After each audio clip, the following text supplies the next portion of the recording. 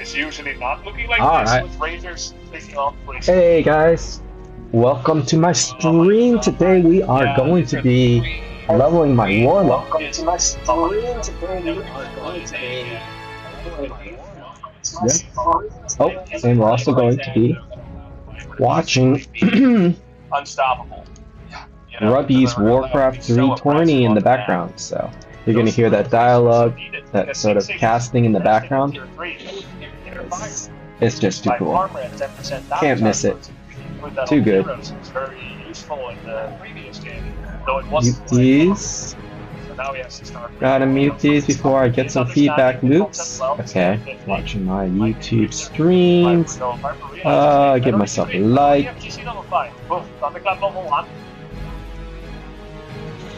We're still looking for a team that's going to move in here for a big stop. And now, I mean, I don't know, these riflemen are so squishy. We're seeing the kiting happen, and now it's the two heroes separated from the rest of the riflemen in the trees. Okay. And it's the same story. You're gonna hear a lot of chatter in the background because I'm watching the Warcraft 3 Tourney in the background. Actually, you know what I should do? Right now. I don't know if the Mountain King can make it back here. That is incredible. That is incredible. GG by Sing Sing. The Viper wins. Jesus, we're going to get both of them in the post-game. I'm sure you may have some questions for them as well. We're going to get their thoughts soon. Yeah, I got to ask him how I can expand with my crippler personas here. Oh, man. No, that was a great series. Super back and forth. Alright, let me see if I could get that stream up. And, it's so cool to see him just constantly improving. Whenever they're ready, I'm ready to talk to them, ask them questions. That was incredible. It's so unbelievable to me that the Viper took this series, MMR-wise. It just goes to show that MMR really is just a number of your average, but doesn't say anything about what will happen on the match day. Yeah, well, I guess everybody had such a short amount of time that I think no one's MMR is exactly like where it would be if you had a couple months to kind of figure out your cruising altitude. True. 4 years. Alright, let's watch the. Yo, hey guys. Watch the trailer. Incredible series. I'm gonna mute myself so you can listen to the trailer while I listen to the stream. And the alliance has all but evaporated. The drums of war thunder once again.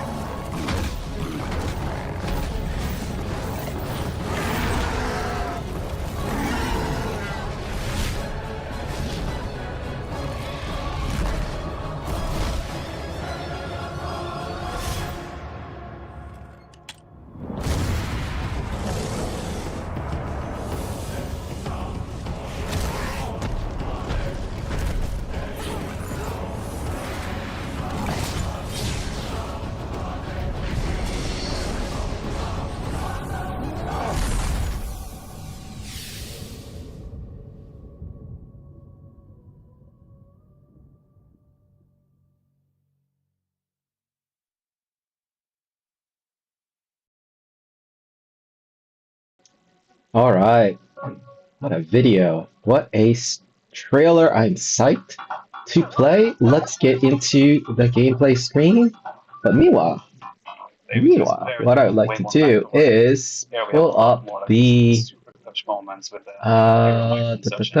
window capture. I'm gonna pull up the third or fourth game. I don't remember which one that was. So annoying. the grubby Tourney. We're gonna watch that today. How's it been That's for too you big. since you have RTS Transform. experience, but you've never like no lifed it like you have this time? Not for Warcraft 3. I know lifed StarCraft 2 a little bit and AoE 4 a little bit. That's about it. Let's You ever wanted to go pro in reduce. those, or that was not a consideration? Nah, I play for fun. Edit the transform. Size. Stacy, do you have any questions? Oh my god. No, I mean it was a great series. 1720. Appreciated how the Viper became more and more Bye. conservative back there. A lot of people were speculating that you guys, two of the strongest players in this tournament, the Viper, you're moving on. Do you think that you'll be able to take this whole thing? And if so, how easily, or how now not easily? Well, I think against Sing Sing was a big tell for me to how well I'm playing. I think Human Dome might be my best matchup, so there is that as well. I think I even put that in the questionnaire we had. So maybe that wasn't my favorite, but yeah, Orc against, I'm going to be against Red Panda, I don't know where he's Orc. I think Orc is maybe my worst matchup against, so 696. we'll see how that's going to go. I mean, obviously not after beating Sing Sing, who I consider probably maybe still the favorite to win the tournament. I obviously want to try and go all the way, but I'll take it step by step. Oh. Harper, which race do you think is the most inbound? You can be honest. God. It's a weird statement to make after this series, though. Should I still say it? No, actually, I played like 4 data games last night, and those Huntresses kicked my ass, so none of my Delta is OP in my opinion. Sing? Or? There's one race that won't leave you alone when you're trying to pass this man. It's the only one. Cool. You guys are both falling in the pattern of long-standing rivalries and imbalance complaining in the Warcraft 3 scene. You're following in that. You are enemies on the battlefield, but now you're going to be joining forces in a 2-on-2. We've got some keys to give away for audiences that may not have the Warcraft 3 license key yet, and we've got some of those to give away from Blizzard. We'll do a little 2-on-2 best of 1. And then we're going to be preparing for the semi-finals winner bracket after that, both Viper against Red Panda, before moving to the second stage of the bracket. So let's get ready for that. GG's, good series, and we'll do a game names in the... Yep. GG's.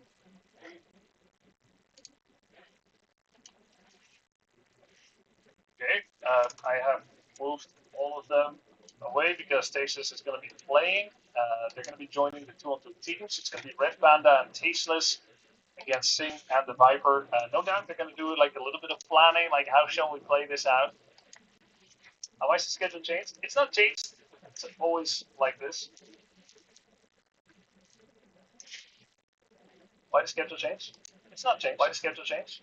It's not changed. Check multi. Okay, checking. Check multi. Okay, checking. Semis is not after this.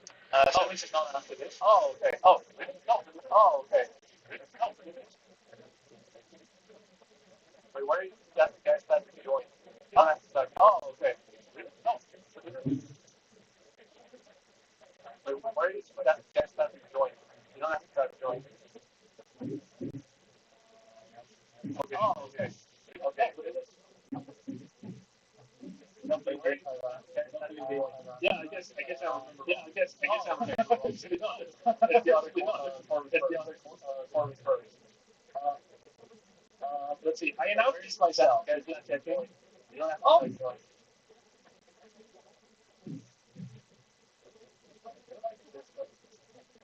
So the Abagat play first, then we go on to Abagat. Yes, so you're gonna have a bit of a break. Okay. I can prepare myself mentally. 960? I think I was fairly against Tasteless. With what I've seen so far. Sorry about that. Oh wait, I'm against 540. Is that too big? Yeah. That's just too big.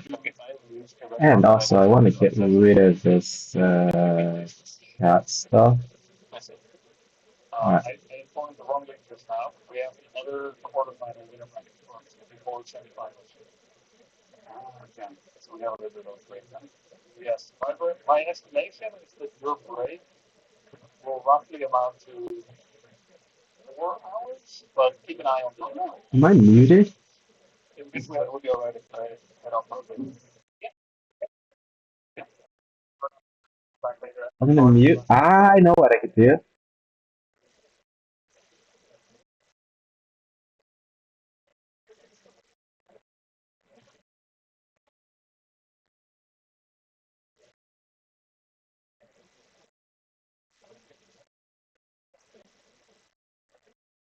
Nice.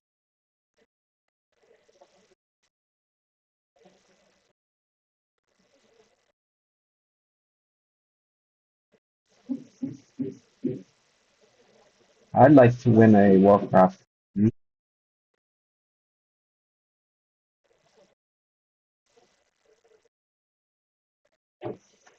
Turn the volume up.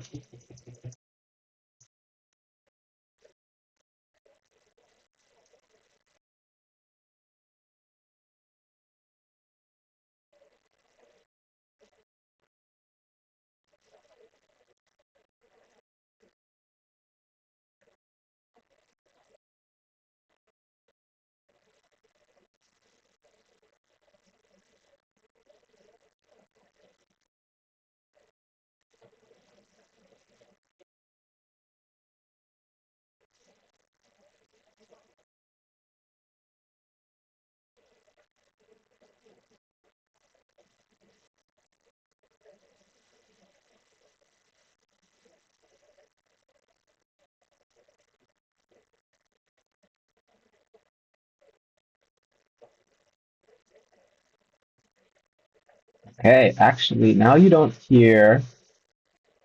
Wait, do you hear?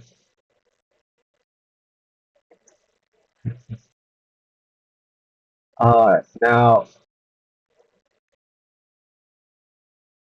480, 70. Okay, let's move this to. That's fine. I think that's fine. Let's run on game. It's too loud. Play.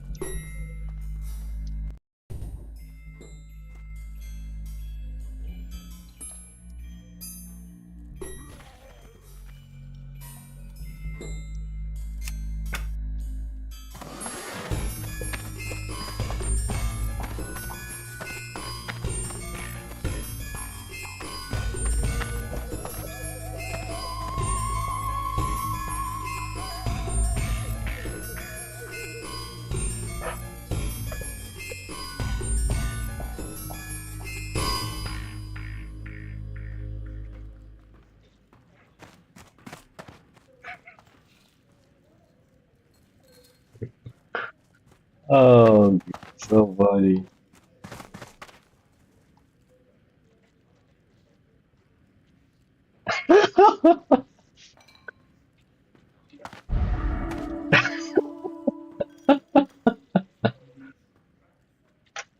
Oh my goodness. Oh my goodness.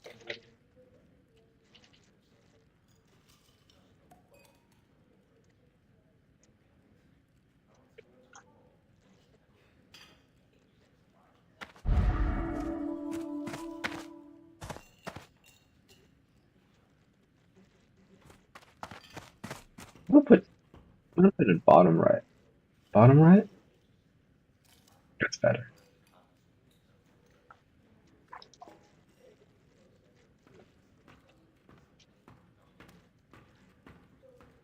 Oh.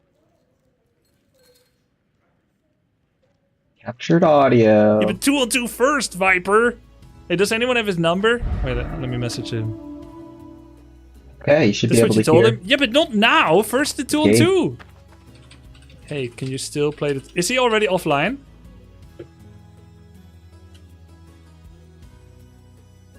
You said it wrong 100%. Alright.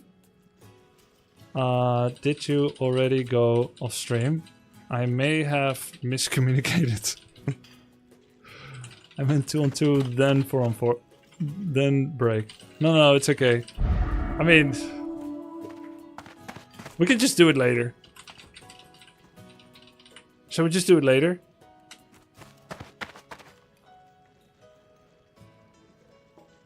Yep. Are you asking me or? No, chat?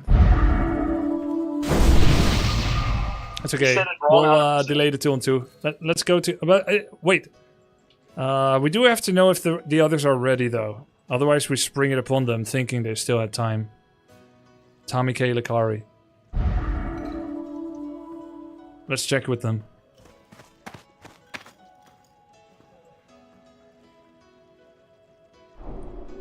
Can mods take a look?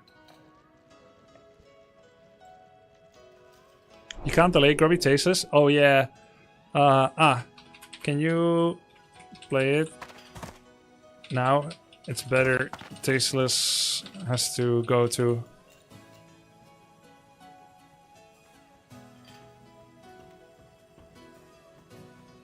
Okay. Okay, so we need 2 people to the lobby. Alright, let's get going. What are we doing? Okay, he's coming back. He's coming back. It's all good. Arston, did you turn up your mic or you cannot? Is this better? Holy shit, yes it is. What did you do? Okay. It's a long story, but I fixed it, I hope. Okay. Important thing is it's good. Okay. Yeah, exactly. Alright, Nice. we are going to be Wait, how long of a story can it really be? No, leveling. Okay. Sure. For whatever reason, my Windows messes with my microphone Too long, settings. did not listen. Go ahead. Yeah. It messes with my microphone settings. So I have a script that makes sure that my microphone is always stuck where I want it to be. It basically resets my microphone settings to default, like 20 times a second or something like that. And I accidentally closed the script that I was running. Wow. Who made this It's a script? problem that I haven't been capable of. There's no other fix for me, or at least I tried looking for other ones, but I can't find anything else. And it happens. There's like 2 other guys in the world that have it as well, and we all have the same thing. I'm going to hide this one. Wow. And he happened to make a forum Wanted post build. that you found? I'm going to hide that one. There was a guy that helped me make it, but yeah, there were some Pure Guard forum posts. Patrol. I'm going to hide that one. Deaths in the Family. I'm going to hide that too. Let's see. We don't have Sing Sing in the game, and we don't have Tasteless. Chill of Death. Do you need me in the game as well? Hide that one. With the Scarlet Crusade. Hide that one. Grave Robbers. Maybe we show them all. Hearthstone is now louder. Okay. Good. Good. Then we Show them can all. attenuate him.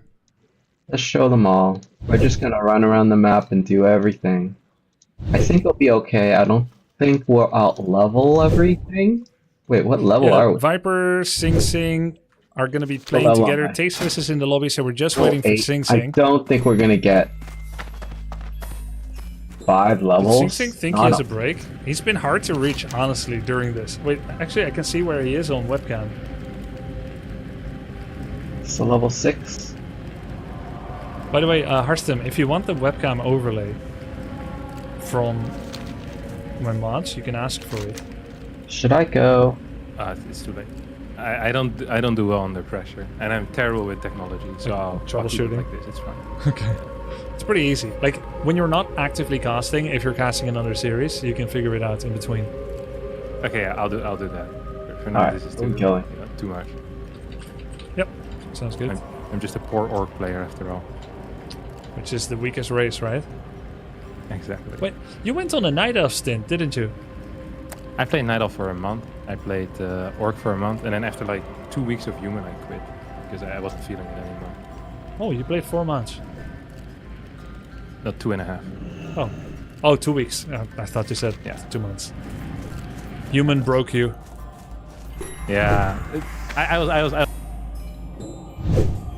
was a little bit done at that point already as well, and I noticed some impact on my StarCraft play as well. I was playing too much.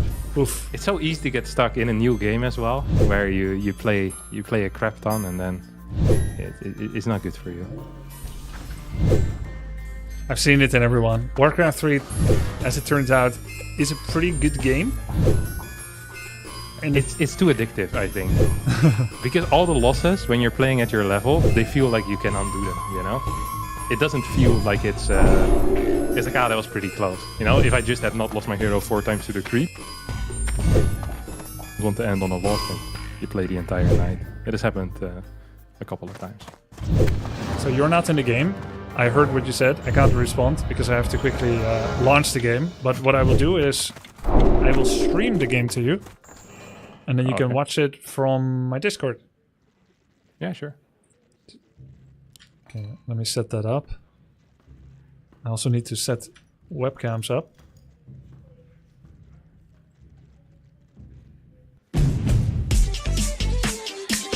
The best cars for the money are Hondas. Honda cars, SUVs, and vans. Oh, whatever. Drive the best, a new Honda from just $259 a month, or buy the best for thousands less with 0% financing for 72 months. The 2025 Honda Accord, Civic, Passport, and Odyssey have been named the best cars for the money by U.S. News and World Report. Ask anyone who owns a Honda and search your local Honda dealer today. 5 miles of dark blood. Okay. Not getting the sleep you And deserve? don't Rest lose easy part of with your huge head. savings at the Mancini Sleep World That Spring is Clearance Sale. bandages. For a limited time only, get up to Let's see where these 50% off counts select are. mattresses, like up to 50% off ceiling mattresses, and up to 50% You know, let's just kill off beauty anything rest in our way. mattresses. We're gonna go. Plus, get 2 free rest. Tempur-Pedic pillows Let's with rest the this purchase one. of any Tempur-Pedic mattress. Okay. The Spring Clearance Sale is on now at Mancini Sleep World. We'll kill anything that's worth killing. Is this the killing? Yes, it is. Get these health things. Oh, where's my Oh, no! Oh my god. Drinking water. That's not right.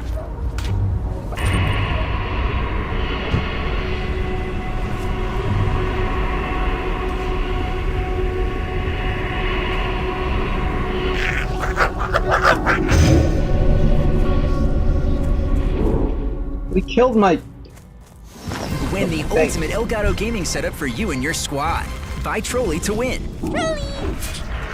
Oh god. I need this dust bat, yo. Okay, here we go. You mixed them up. Wrong. Wait, really? Oh yeah. Wait, no, but that's okay. My mod can change it. Vivi, can you stop Viper? Wait, yeah. Oh wait, it's Red Panda. Swap however it needs to be. Anything that is worth killing. Swap however it... No. Just do it. Let me put this over. Put one worth over killing. here. Why? Put one over here. Put it 2 on 2. There we go. I want to fix the range. I'm gonna fix everybody's. All right. Does that work? UI. Right here.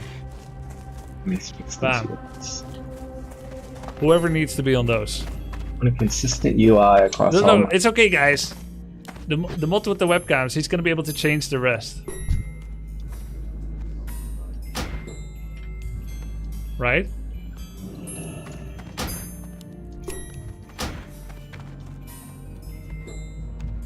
Okay, I need to check who's on what team. The Viper, sing. Mod? Wait, maybe Mod took a break too? Can you hear PV? Oh, he's doing it. He's doing it. Where do we want this? I asked him. Yeah. 2 on 2. What's your experience level? Like Well, I used to play a lot, actually, when I was maybe like 11 or 12. Me and my friends from my neighborhood, we played all the time. And we were by far the best in the neighborhood. There was about 4 or 5 players. And we had it on lockdown. We are legit very sick for our neighborhood. Then once we ventured out into the real world, we were a little bit less good.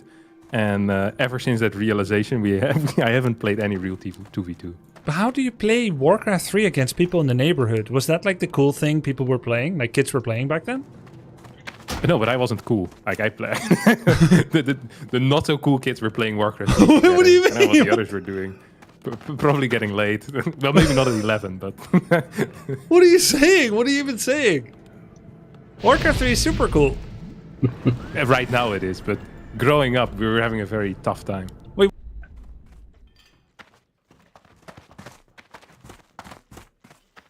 Audio went out. When you did. Alright. Alright, now we're gonna log out. I'm gonna turn off all of the Mounting add-ons. first? What does he even know about Mounting first? Yeah, not a whole lot. I've only seen him play Archmage ever. I don't think he practiced this at all. He practiced Pala first, Archmage first. But Sing Sing is now playing Mounting first. Loses a Militia. Ah, finally, Viper gets a taste of his own medicine. Feral Spirit Harass. The Orc Harasser becomes the Harassee. -1 peon. Yeah, it's a quick kill over there already. Oh. With the XP as well. Ooh, Tasteless without a Crypt Lord as well. Man, everyone is switching it up today. Cool. A little bit lower pressure, fun environment to earn your stripes in Warcraft 3. 2 and 2, a lot of fun in the game. Tasteless is making the Rubian Tower now. Didn't have one yet, so he's gonna have to defend without it for a bit. But look at this. You can get help from wait, no, this is not help! This is additional reinforcement! Sing Sing and Viper are attacking Tasteless together. Meanwhile, Viper is losing many peons to Red Panda's Harass. Yeah, this is kind of a weird base trade scenario here. Well, not really base trading, but at least worker trading.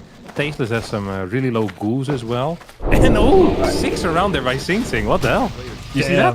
Yeah, no, I did not see that, but I looked away. I imagine it happened. There's no TP on the Death Knight. It's gonna die. Income Militia from Sing Sing. Man, this is brutal. Wasn't it? Did Tasteless not suffer enough? Now they're 2v1ing him? And he's like saying probably, help, help! Red Panda's like, no, it's good. I'm doing damage too. I think this is one of the most beautiful things that you can have in a 2v2 is when one person really believes you're winning and the other guy is dead. Oh my god. Sing Sing is pulling a dandy, doing a tower rush. Jesus, poor Tasteless. They're gonna have to go back to the drawing board and analyze whether this was worth it. Yeah. At least Tasteless will get to sleep soon. It's pretty late in Korea already, so perhaps they're doing his body a favor, but his mental state is going to be absolutely destroyed if these towers end up finishing.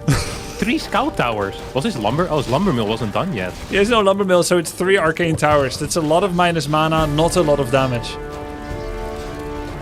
Yeah. And actually, with a bunch of summons out, might be useful. Ooh, Red Panda coming in clean though. Look at that. All of them going down real fast. Oh shit. He killed all 4 towers soon? Wow. Sing Sing's kind of stuck here. He's gonna need to TP out. Might be capable of keeping his footies alive. And peasants will end up falling. Sing Sing really put a lot of effort into this tower rush though. Damn. Also built a second barracks. Just now starts to keep. Damn. I feel like this would have worked really well in StarCraft 2, StarCraft 1. Maybe even Age of Empires 2 and 4 if it was a small map, where if you bring 2 people together to attack one, and that one doesn't get help from his ally, it's just over. One is dead. It's 2v1. Grats, GG, game over, man. But here, Tasteless kind of stayed alive by the skin of his teeth, and suddenly Red Panda comes in, like the Rohirrim on the 3rd morning or whatever, and he comes in with Fire Lord, breaks the contain, and now they're the attackers. Yeah, it's pretty well. There's a lot of There's a lot of headhunters here, and once again, just like in the previous series, Sing Sing does not have defend quite yet. It means that the headhunter is going to be quite good. Viper does have a couple of grunts, which will come in clutch here. Mountain King taking a lot of damage. The Talisman of Evasion helping out there, keeping it alive for a little longer. Militia being pulled, and I do believe that Sing Sing and the Viper will be capable of stabilizing. It was a scary moment there for a sec. That it was. Looks like they're going to stabilize. Viper's grunts coming in here from the side, helping a lot against Red Panda's headhunters. There's a coil kill on the footman. Sneaky little kill there from Tasteless. Firelord also pretty low right now. There's still a Mountain King in the back. Does not have a bolt available. It might be capable of smacking this Firelord back into the altar. No, it's going to escape. Nice movement speed there. As Red Punish is going to get pushed back. Is about to finish up his fortress though. What? Whoa! Whoa! He's almost fortress. Wow, he tier 3 during all this. Yeah, he's been very keen on that in general. There's a bit of cash in the bank as well, so he'll be capable of spending that once that fortress completes. Farseer's getting low. Viper has not been very keen on using quick TPs. If we get a coil, it will die off. Oh, like you said, that could have been a TP block on the coil, but that's Tasteless getting a level 3 Farseer, his first one today.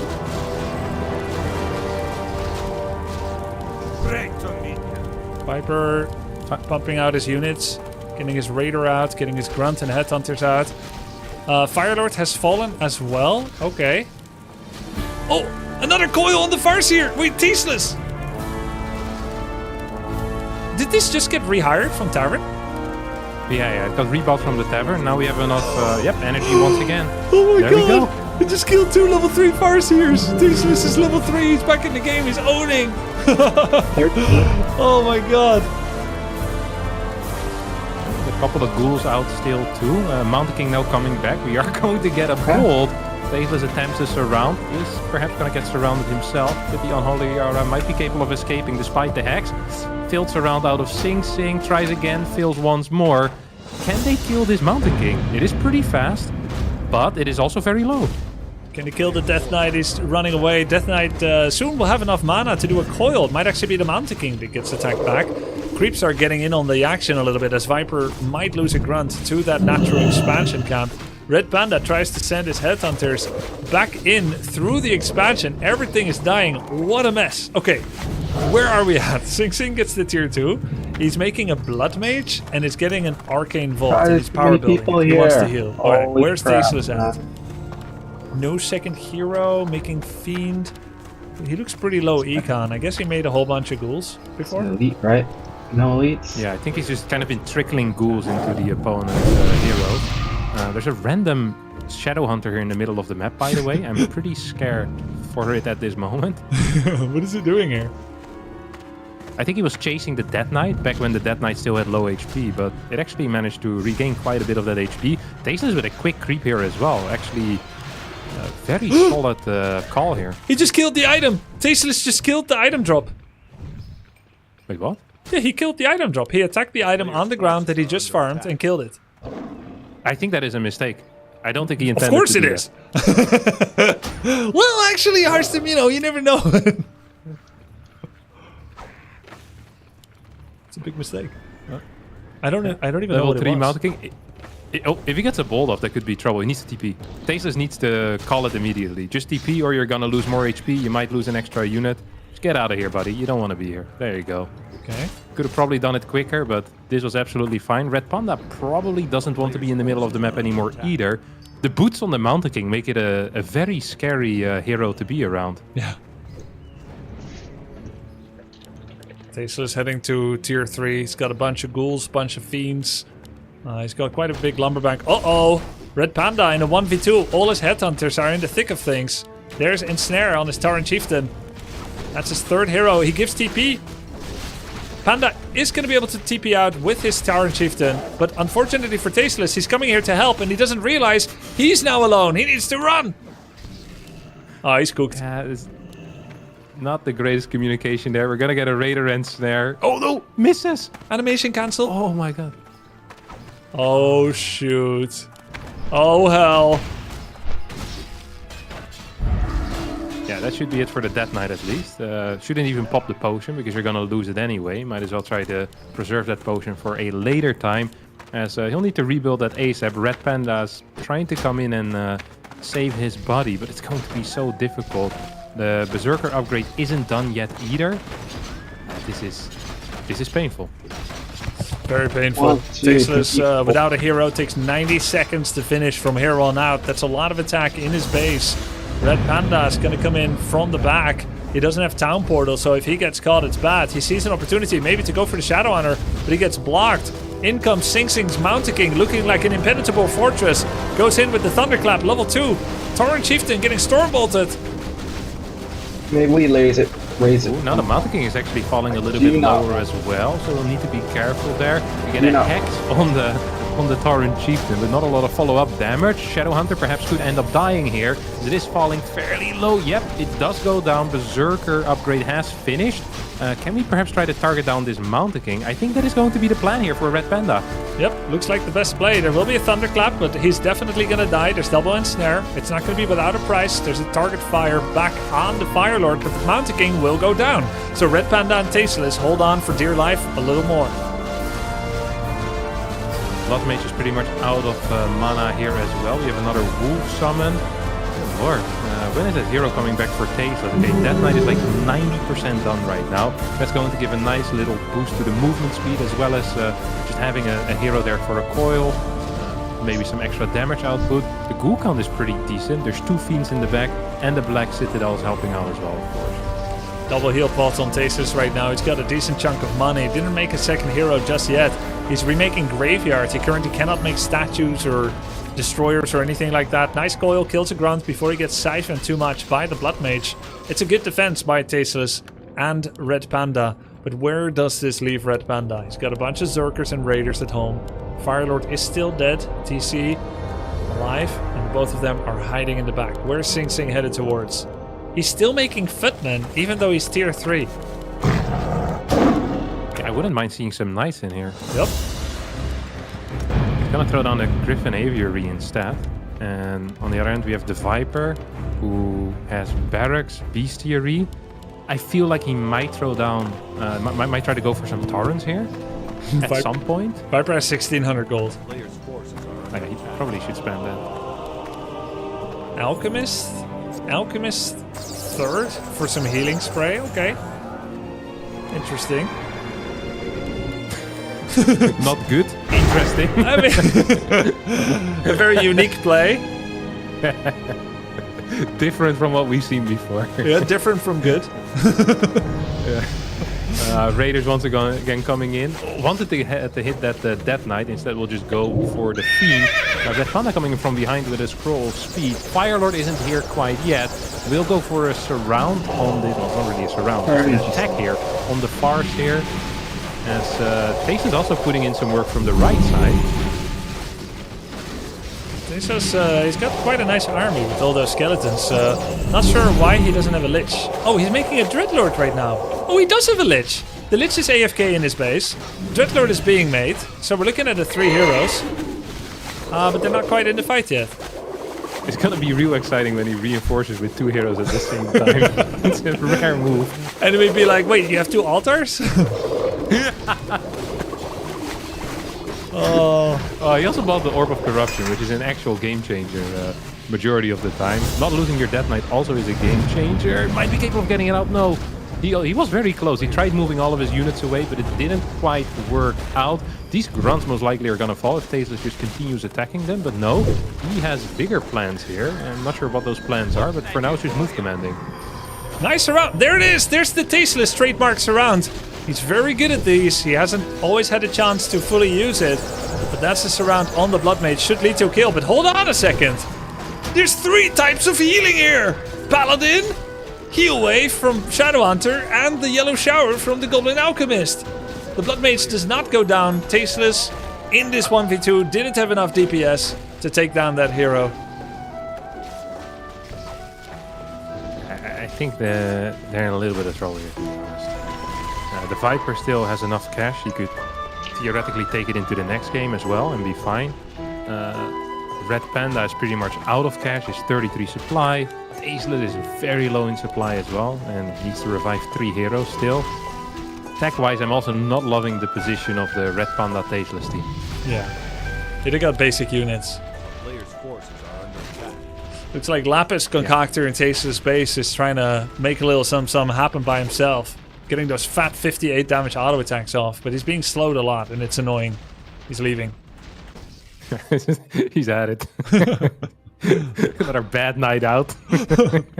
We've all been there. Yeah, standing at the club by yourself at 5 a.m. No one's talking to you. All right, guys, this is it. Have you actually been there? Yeah, of course. Really? You stay at 5? Yeah, no twice last week. Oh, okay. I just remember leaving clubs to go to Warcraft 3. Yeah. Wow, that's a good series. Good series. Victory to Beautiful the Viper. one-game series. Yeah, beautiful one-game series. That means that the Viper Sing Sing team will win some battle chest keys to give away to their audience. I forgot where I put them, so I'll give it to them later. And we're going to get ready for the third quarterfinals, which is going to be Tommy K against Lucari. Karsten? Thoughts? I'm so excited. I'm a huge Lakari fan. Are we allowed to be biased? Yeah, of course. I'm super biased. I love this guy so much. I've been watching his I just constantly had him on. I've been watching his VODs for like the past 3 days as well. I think he's one of the funniest people I've ever seen in my entire life. And I don't think he intends to be funny, but just everything he says and the way that he plays, he is so cool.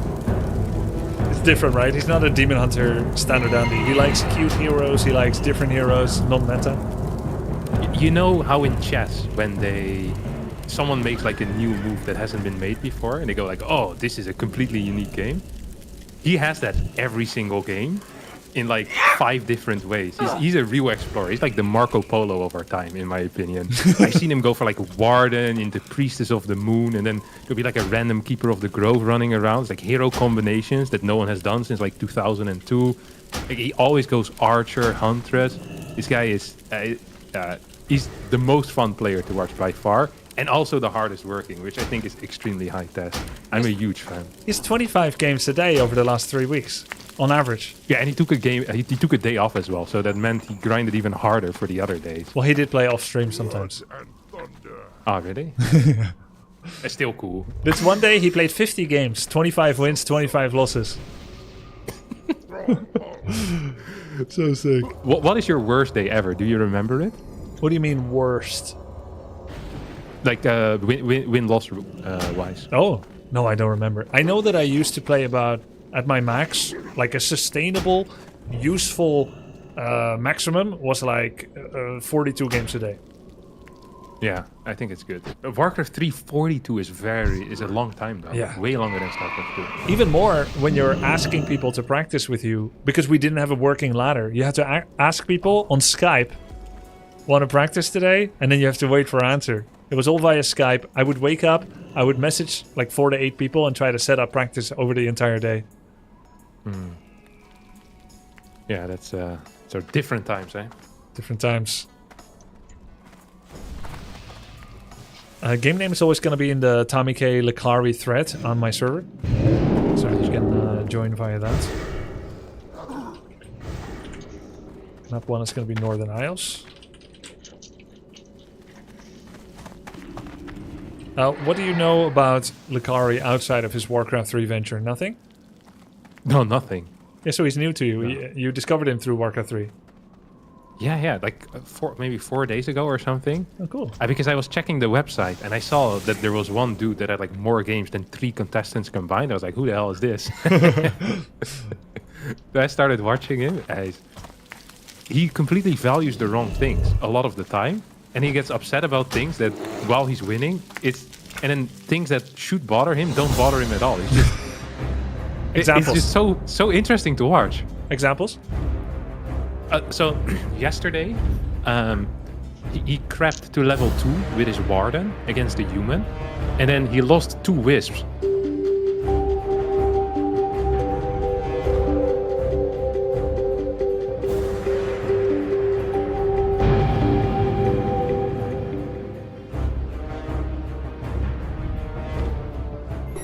Halliday presents Itchyology Eyes versus Weed Whacker Guy.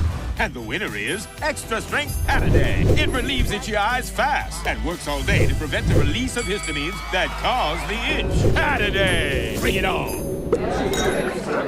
Best part of the party, snooping in the bathroom. Ooh, party foul. Not listening to your dentist. Make the Sonicare switch. All right, champ. Be gentle, be effective, be you. I love you.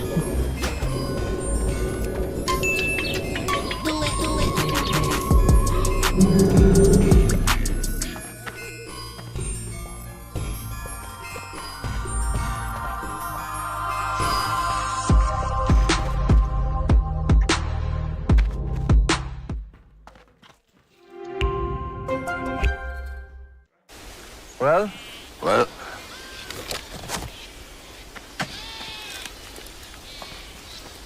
Like Squarespace, like. Squarespace, like.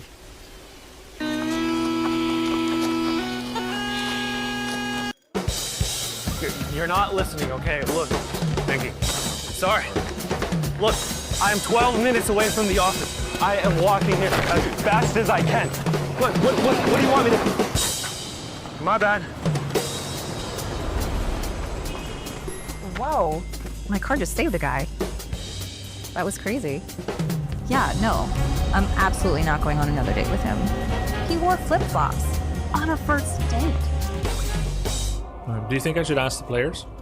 Ask the players, yeah. See what they say. Hey players, we have a decision to make. Two choices. One, we ping pong. We alternate ping advantage, 70 ping discrepancy. Coin flip for map 5. 2, we ping equalize, 1% chance of desyncs. But you have identical ping, both 110.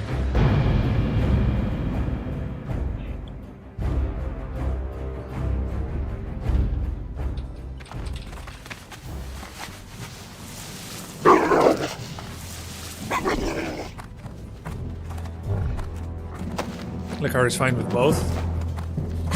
Yeah, of course he is. He doesn't care. Okay.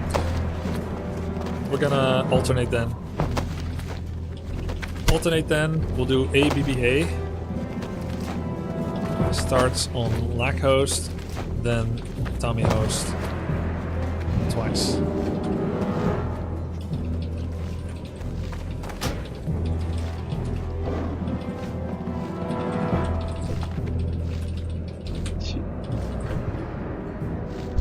The war drums are on, buddy. Let's do this.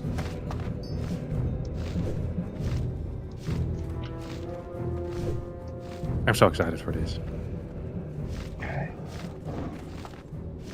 I've also been watching Tommy play a little bit, by the way. Ah.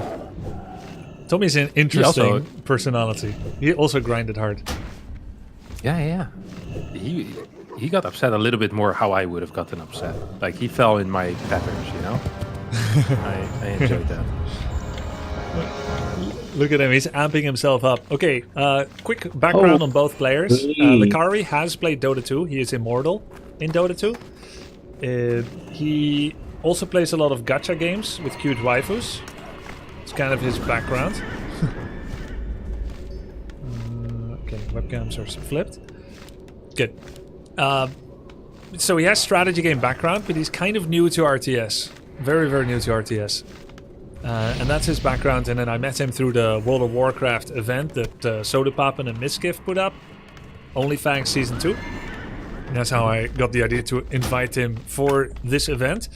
Tommy K plays Hearts of Iron 4, which I don't even know if it's a turn-based or real-time strategy game. As far as I know, it's a real-time strategy game, but with pausing, and it feels a lot slower burn. There's like spreadsheets. There's lots of settings and tech trees and whatnot, and you kind of play over the map of Europe and whatnot. Grand strategy, real time with tons of micro and pause. Okay. And Tommy's origin story when it comes to, let's say, esports. He played an esports event, I believe StarCraft 2, long time ago. Showed up, forgot his equipment, had to borrow from the event, was uncomfortable with it, and forgot his hotkeys or something. So he didn't have his normal hotkey set up. So it was a complete disaster. And he approached me for wanting to play in the next event if I ever do another one. Because he kind of wants to do a do-over, a makeover of what he once experienced. This is his redemption arc. But he's been getting equal points passionate and frustrated during his Warcraft 3 grind over the last 3 weeks. So it's definitely a mixed bag. Very emotional player. Can go on massive win streak tears and loss streak. And I would say it's very similar for Lakari. They both tilted a lot, but they're also very passionate about it. And they have built up this love-hate, or let's say passion-frustration experience with the game. Yeah, it's what I noticed as well. It was very fun, very entertaining to watch these guys play. Yeah. It's like Lakari's going to be opening up with a Keeper of the Grove. That's very interesting. I didn't think he would be going with Keeper against Human. I literally have not seen him play Keeper against Human at all. It was Warden every single game. Keeper against Orc, yes, but not against Human. He's been holding out secret builds. Interesting. Yeah, it's keeping us on our toes as well, making sure that we pay attention to every move he makes. And he can follow up with any hero as well, except the Demon Hunter. Because the Demon Hunter is not a cute waifu. But we can see a Naga, we can see a Warden, we can see a Priestess of the Moon. I think I've seen him play a lot of Keeper of the Grove into Priestess of the Moon, so I'm kind of excited for that. Huge focus usually on Huntress as well, going into the mid game, often just bumping units from 2-3 Ancient of Wars. And then kind of taking it from there. Later on, sometimes with the bears. Yeah, I've been studying this guy big time. He definitely likes Huntresses and Priestess of the Moon. He had 4 treants recently. 1 died, 1 got ensnared, 2 timed out. So he's gonna farm this. I think that Wisp is gonna get ensnared by the Trapper. No, it's not. It arrived in time before the cooldown. Bam! 3-minute, 23-second expansion. But the Archer's getting hit by the Ogre Magi. Has to pull it back. This is a tough camp. I can see him take a lot of damage here. Meanwhile, Tommy K, none the wiser. He's just creeping up his Archmage to level 3. And he's doing the thing with the Militia where you creep in absence of the AM. You get your level 3 and then you start pushing. This could be big, Harston. Yeah, this doesn't look like Lakari's gonna need to suck his Moonwells dry completely, and his Tree of Life most likely is gonna get cancelled here if Tommy decides to actually go here. Level 3 means he's gonna have level 2 Elementals. I mean, this will, if he doesn't lose any Archers here, honestly, I'd be happy for him. Yeah. It's level 3 Archmage at minute 4:05. That is insane. No other race that can do this that fast. Maybe Night Elf with double Ancient of War set up. So Tree of Life getting attacked, the later you cancel it, the more money you lose. Actually, it's not like other RTS where there's a fixed rate. There's a diminishment. There's a diminishment the more damage you've taken. So it gets about maybe 250 gold back from the... maybe less, 200 gold back from the 320 investment or so. Lakari's on a delayed tech because of it. Has a Keeper level 2.6 and 5 Archers. The optimal play here is actually, I think, entangling Water Elemental, since it's the biggest threat. And it was freshly summoned in your face. Wow! Use a Scroll of the Beast instantly, just to have more damage.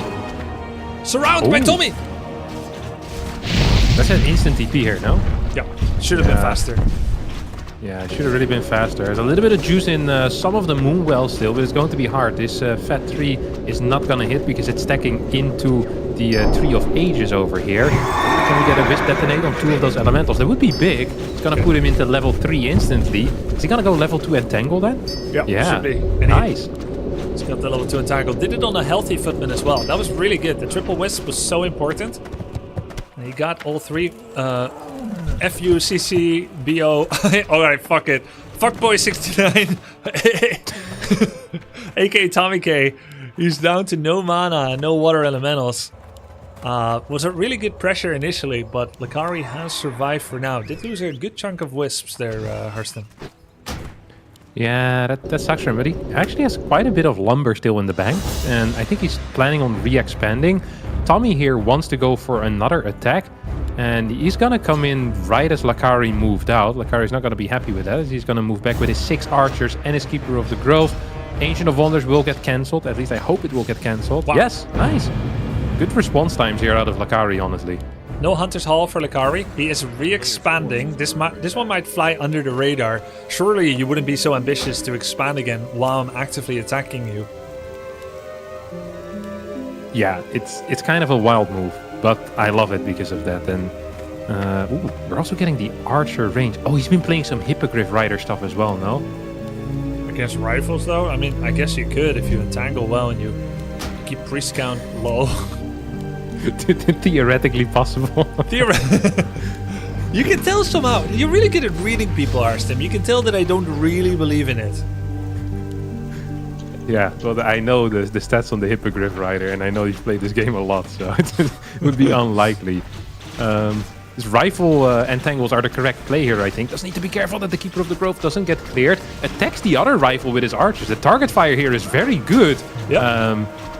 Wow, this was really nice play. Good deny there out of Tommy as well. Can he deny this other footman too? No, he can't. Archers are going to continue fighting here, shooting down at Water Elemental. We're going to use the entangle on the high health footman. Lakari's playing a good game, but needs to be careful because Mr. Stormbolt is here and he's going to clear a couple of these archers. It's also the end of the night. That means that the Moonwells will not be regenerating any more juice. That's going to be the end of the healing party that Lakari has been having in his main base. And he's not dropping Dependent of Energy before healing. That's going to cost him a lot of extra Moonwell juice. He's just right-clicking. Even though there is time to do this, he does know this trick, but he tends to forget. As the stress goes up on players, people always start making more mistakes. He goes in with the Alchemist second. He's basically taken a build which is meant to be played against against Orc. And he's saying, why not do this against Human as well? Keeper Alchemist. He doesn't like bears as much, thinks bear control is a bit tougher. And he's just going to go archers and huntresses with, I assume, eventually the Moonglaive upgrade. Yeah, Moonglaive upgrade. He'll probably add another Tree of Life at some point. Oh, it would have been lovely if he had walked through to the middle of the map and gotten this creep check, because that would have been painful. With 1 or 2 priests here, I'm not entirely sure if Tommy would have been capable of fighting. As there's quite a few archers, there's 2 entangles available as well, and we have a very healthy alchemist. Now Lakari is going to maybe jack this the moment it's done. And what did we get? Book of the Dead. Oh, it's not the greatest item, but could be useful still. A Wisp will instant remove it. Entangle goes on the priest. Alchemist immediately gets Stormbolt level 1. There's a Book of the Dead, can be used as a surround as well. Next Stormbolt should be available now. He's going to cast it on the Huntress. Water Elemental gets entangled, but the Dispel removes it instantly. Nice job by Tommy. Yeah, this is not looking that great for Lakari over here. Might actually end up losing this Alchemist as well. A little bit of HP left. Archmage needs to hit it one more time. Is he going to run it into the creeps? Does not get the deny with the creeps. It was very close though. Cool play. He's aware of a lot of the tricks. I mean, he has a lot of experience, but still, I'm very impressed by the level of all of these gamers so far today. Yeah, agree. That was a cute try there. Moonglaive upgrade is finished. That means that Huntresses now have heavy armor. This is from a recent patch from 2 days ago that has given Huntress the ability to stand against a little bit more equal footing against Riflemen and Water Elementals. However, this is still a fight against the odds. Moonwells are empty, there is no shop, there's no second hero. Hero levels for Tommy K are better. Tommy K is doing really good attack here, and I think he can close it out here. He didn't sound confident leading into this event. The way you hear him talk on stream, it would be like as if every other player in the event is better. But when it comes down to it, what a nice clean execution. Early pressure, continuous pressure, strong creeping, good build order, and nice hero control. Probably sees him to get the first victory here in this best of 5. Yeah, it's looking very good as he builds an Arcane Vault. Yeah, one of the things that impressed me the most in this game is actually just the first 4 minutes and 10 seconds, like the creeping pattern and the execution of it. The solo militia creep to get the level 3 while running across the map to deny a potential Tree of Life. I think all was just extremely clean here out of Tommy, and if he has a couple of setups like this on different maps as well, Lakari might be in for a world of trouble. Keeper of the Grove running away on his 4 legs from the short dwarf with no boots, but he stopped moving. Mountain King gets in close, gets 1 hammer strike. There's an entangle. Stormbolt in 2. 1, but he's out of range. Can the footman do a block? Gets 1 auto attack. Another footman is sent in. A rifleman gets sent in. Keeper of the Grove trying to run away. Is there going to be a block with the footman? Block! Block! Block! And he kills him! Doesn't even need Stormbolt! GG gets called as game 1 goes to Fuckboy69. Tommy K with his inaugural victory in an esports event, possibly ever. I mean, I don't know if he's done the equivalent of like an esports tournament in Hearts of Iron 4. I don't know his background well enough. But in a Blizzard RTS, in his do-over after his StarCraft 2 event, this is a 100% win rate for him right now in Blizzard RTS esports. Yeah, true gamer. And as you said, he was when I was watching him, he was often looking, you know, pretty upset about everything. Why did you order 20 gallons of hot sauce? Honey, everything okay? My friends are having a sleepover without me. We're sleepover experts. Pizza? No. Cocoa. Cocoa's good. Skincare? I think I can't go wrong. Ice cream, please. Why do they doubt the kid? I'm about to prove them all wrong again. I got a low tolerance, cause they don't even know what the problem is. It's me. You're not listening, okay? Look, Vicky. Sorry. Look, I am 12 minutes away from the office. I am walking here as fast as I can. What do you want me to... My bad. Whoa. My car just saved a guy. That was crazy. Yeah, no. I'm absolutely not going on another date with him. He wore flip-flops on a first date. So if you don't feel comfortable in the versus human matchup and you feel good against Orc and you have a certain build that you like against him, I don't think it's necessarily a bad idea to do it like that. Yeah, makes sense. I like that mindset a lot because you're... Look at that, Tommy K doing a little bit of boxing. He's going completely mad. No, wrong word maybe to use. He's going completely... It's so cool. He just got up and was airboxing. They're both ready. Let's delay them no more. The ping-wise, I have to change the ping, let's see, to this. Is it EU West? EU Northwest? EU Northwest? EU Central? EU West? EU West. Alright, here we go. They're ready. Sick. He's locked in. Alright.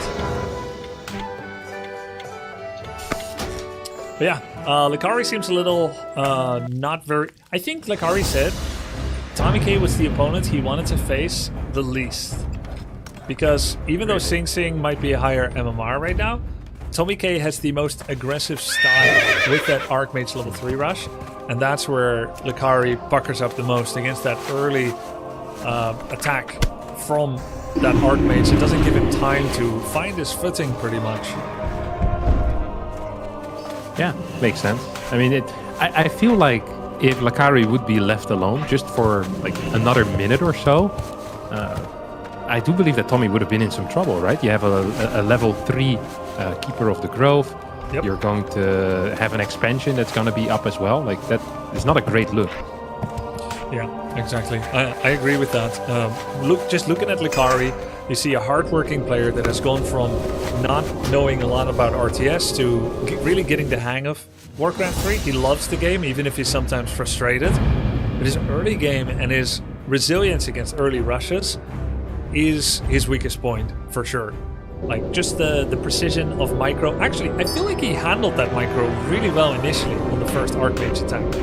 With the entangle prioritization, the rifle focus, the footman and everything. But his macro got really messed up. He didn't have the Hunter's Hole. He ended up going Massive Archers. The choice of going Alchemist second instead of something more stable like Demon Hunter second. But yeah, if he had had the expansion, it would have been great. He's greedy. Tommy K's not letting him get away with it. Yeah.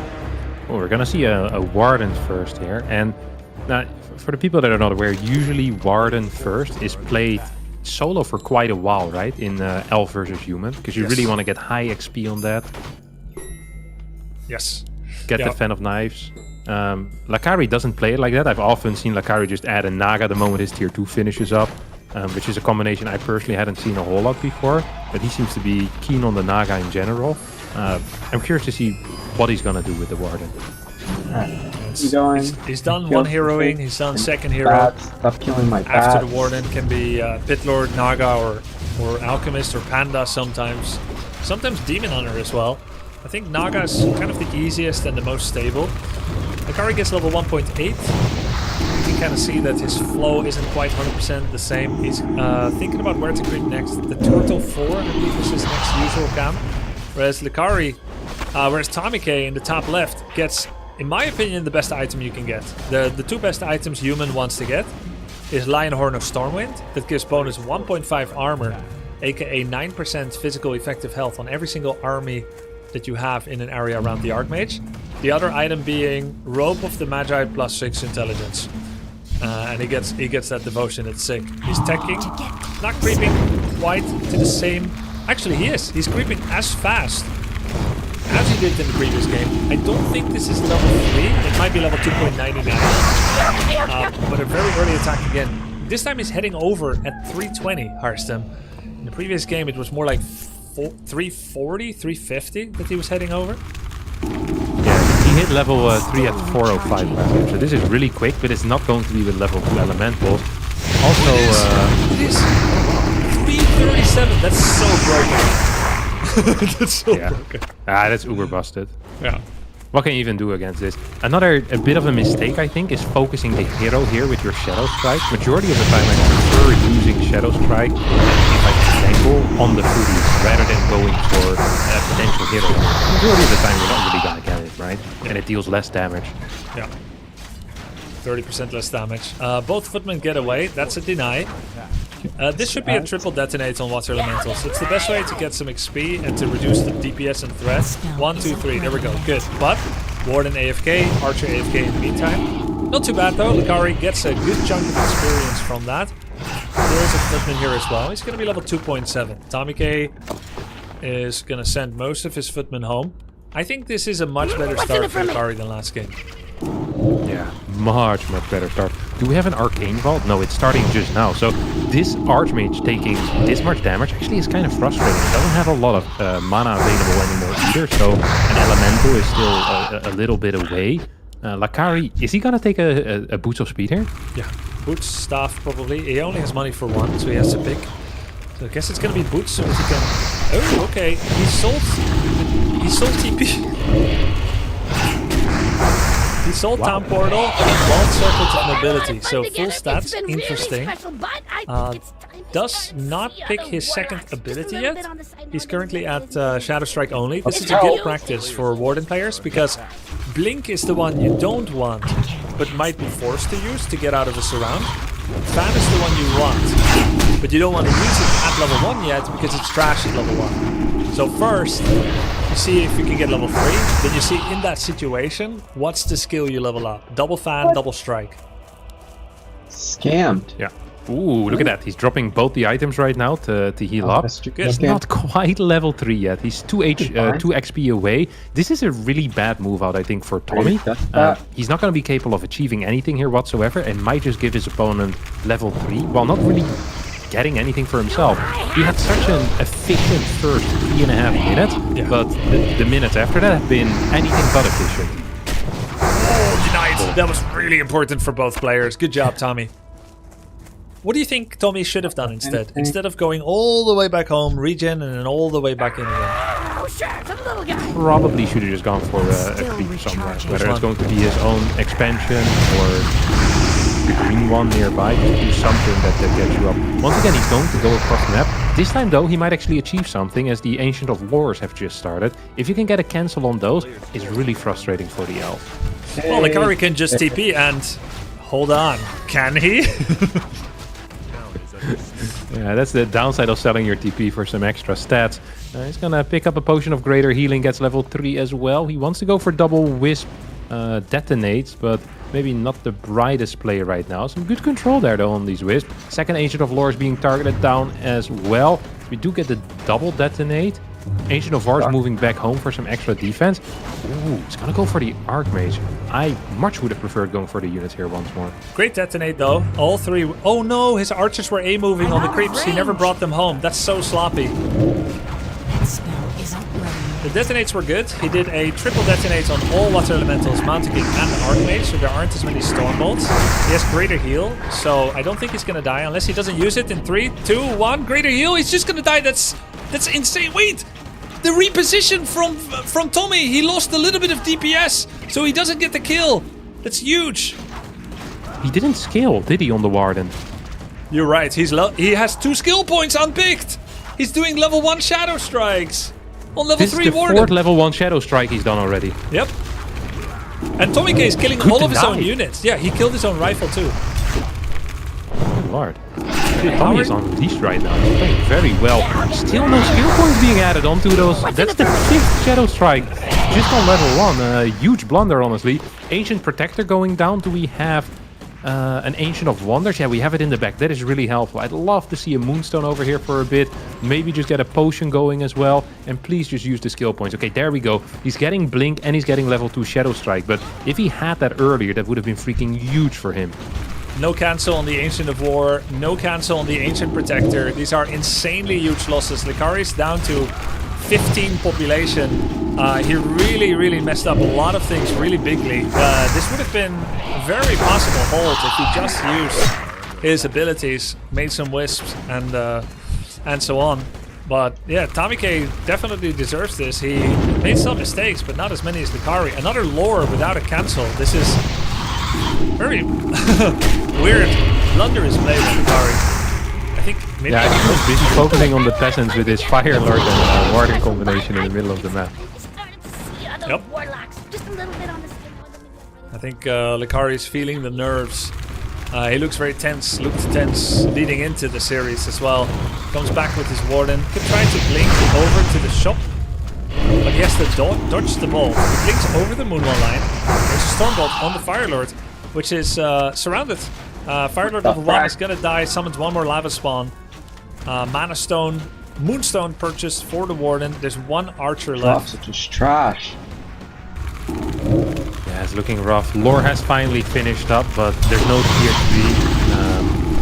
What are you going to build? Like 2 drives against 5 rifles? It's not going to be a great situation you'll find yourself in. I really think not having the skill points in that Warden is probably what hurt him the most. He would have been capable of killing quite a few extra units there otherwise. Now he's going to get another rifle kill. This Ancient of War is putting in a lot of work, by the way. Holy crap. Tommy K is insanely on point. He killed so many of his own units, and even the one that he didn't just get, he tried it. He's playing some really tight Warcraft 3. He's had more denies than anyone else. That's a Warden kill. That's a Warden kill. Fantastic. Tommy K just dominated Likari from start to end. Another upset to the MMR expectations so far. Or at least, well, it's not entirely true. Tommy K regained some MMR, I see. For some period of time, Likari with 1447 was over Tommy, but Tommy regained it recently. He's really showing up on match day, which is great to see because his confidence was not always very high. We also had a show match last night, Likari against Tyler 1. Tyler, who peaked at 1560 MMR and was at 1500. Mickey D's fries are precious gold. Don't let anybody come in between you and the ones at the bottom of the bag. They are not up for grabs. Ba-da-ba-ba-ba. Introducing new Oroxon Gel, the first FDA-cleared ED treatment available without a prescription. Oroxon Gel is clinically proven to work within 10 minutes, so you and your partner can experience the heights of intimacy. New Oroxon ED Treatment Gel.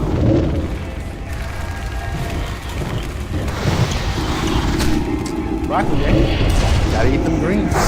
About broccoli? What's the difference with green on Price Picks? Huh? Price Picks is giving you $50 instantly when you pay your first $5 lineup. Win or lose, that's quick 50. That's a lot of cheddar. It's not cheddar, it's quiche. Download the app and play $5 to get $50 instantly with code TEAM. Prize Picks. Run your game. That's still recharge. Hey, let's go somewhere fun. Let's see where Triple A can take us. Let's go get stuck in the sand. Let's go sleep under the stars. Let's go run dinner in the shower. No kids. And let's go stay at a hotel for less. Okay, let's bring the kids. But first, let's get this fixed. With 24/7 roadside assistance, trip planning, hotel discounts, and more, you're always ready to go. AAA, your membership to go. I told y'all to run now. Come on now. Hey guys. What are you guys doing? How'd you do 5 that? health. Looks complicated. Oh, it ain't that hard. Joe, tell it. It's easy. Pick more or less on at least 2 players, enter your lineup, and lock in for the game. I could have told you. I could have told you. He said that. Yeah. Download the PrizePicks app today. Enter $5 and get $50 instantly with code TEAM. PrizePicks. Run your game. Just have to kill them. I was gonna sleep in late, but then I got high. I was gonna let that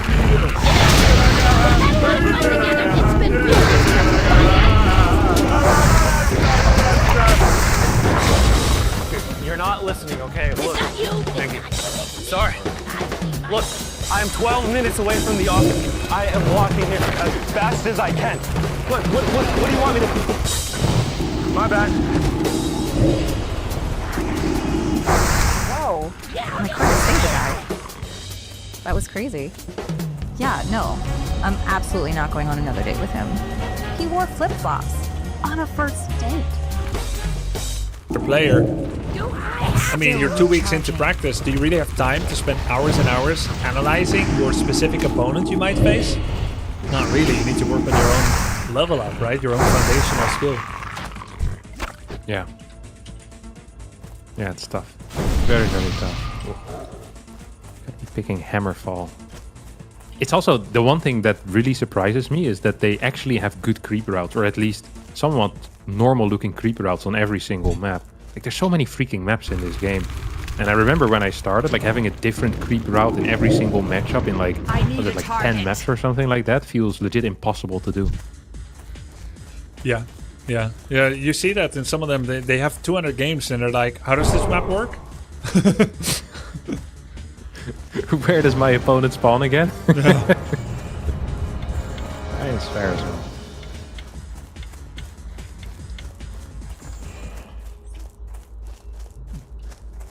It's too far away. Now get right up. The spell isn't ready yet.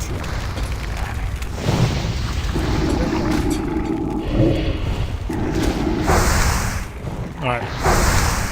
Let's do a 5-minute break after this for some food. But for now, score. Player swap. Score swap. 2-0 for Tommy. Here we go. All right. This is a tough map, by the way. I always felt like it was hard to get good creeps going. But Lakari seems to have a plan. Look at where that Ancient of War is positioned. It's between the orange spot and the gold. So I believe his plan is going to be to first clear the orange, then maybe build another archer, walk over to the gold, get that fast expansion. Because once he gets the fast expansion going, he seems in charge. He gets his Huntress pumping from AOWs, gets a bunch of archers out, and he's ready to go. But without that second base, he seems to be struggling for footing a little bit. Yeah, true. And I think you might be right with that, or he might even do it on one archer and walk straight to the expansion. I think it's better with 2, and then you take the green camp underneath your base, make that second archer, and then uproot again. Take the expo, but it could be either variant. It's going to be keep the row first, once again, and so now, emerging pattern is that Tommy is going to do this. Arcmage's 3 rush. Seems like he figured out how to get fast AM3 on every map, and then uses that against his opponent. At the higher Good luck level, on this map though, no? What the hell are you gonna do here? You can footman leash pool the right side expo, which gives 2.2. And you fall back to maybe the orange camp below your base. You also pick the green one. I think that's the 3. That is very tricky though. That's truly an advanced move, but I don't know. Maybe it is possible. We'll see. So far, he's actually going to go straight to his expansion here right away. The Kobold Taskmaster, level 4 Berserker as well. Meanwhile, see Lakari creeping his orange spot and doing an okay job at it. AOW is tanking almost everything. Trends are dealing quite a bit of damage. You think he's gonna expand here, Tommy? Yes, I think so, and I think Lakari is as well. He's showing a new build this time. He's doing a pre-tier 2 Hunter's Hold. So there's going to be some Huntresses. He could combine that with an expansion. Ancient of War is going to root to probably make that Archer, do a bit of creeping. Oh, okay, Tommy is not expanding. Tommy has an interesting relationship to expand. Basically, if you watch his stream, every single game he says, I want to expand. And then 99% of the game he doesn't do it. And one of the recurring themes is, I want to expand, but I never know when. So he actually ends up never doing it, which is very similar to me and asking girls out in high school. You know it should be done at some point, but not today. Not today. I don't know how, don't know when. I know it's good. Leads to good things, but just doesn't happen. He's scared. I get it. Maybe 3 more games of Warcraft, we'll try again. Let's get a little better first. Need to work on my resume. Exactly. Ooh. It's a nice little creeping pattern here out of Tommy. He's going to go to the orange here. Has started his own key.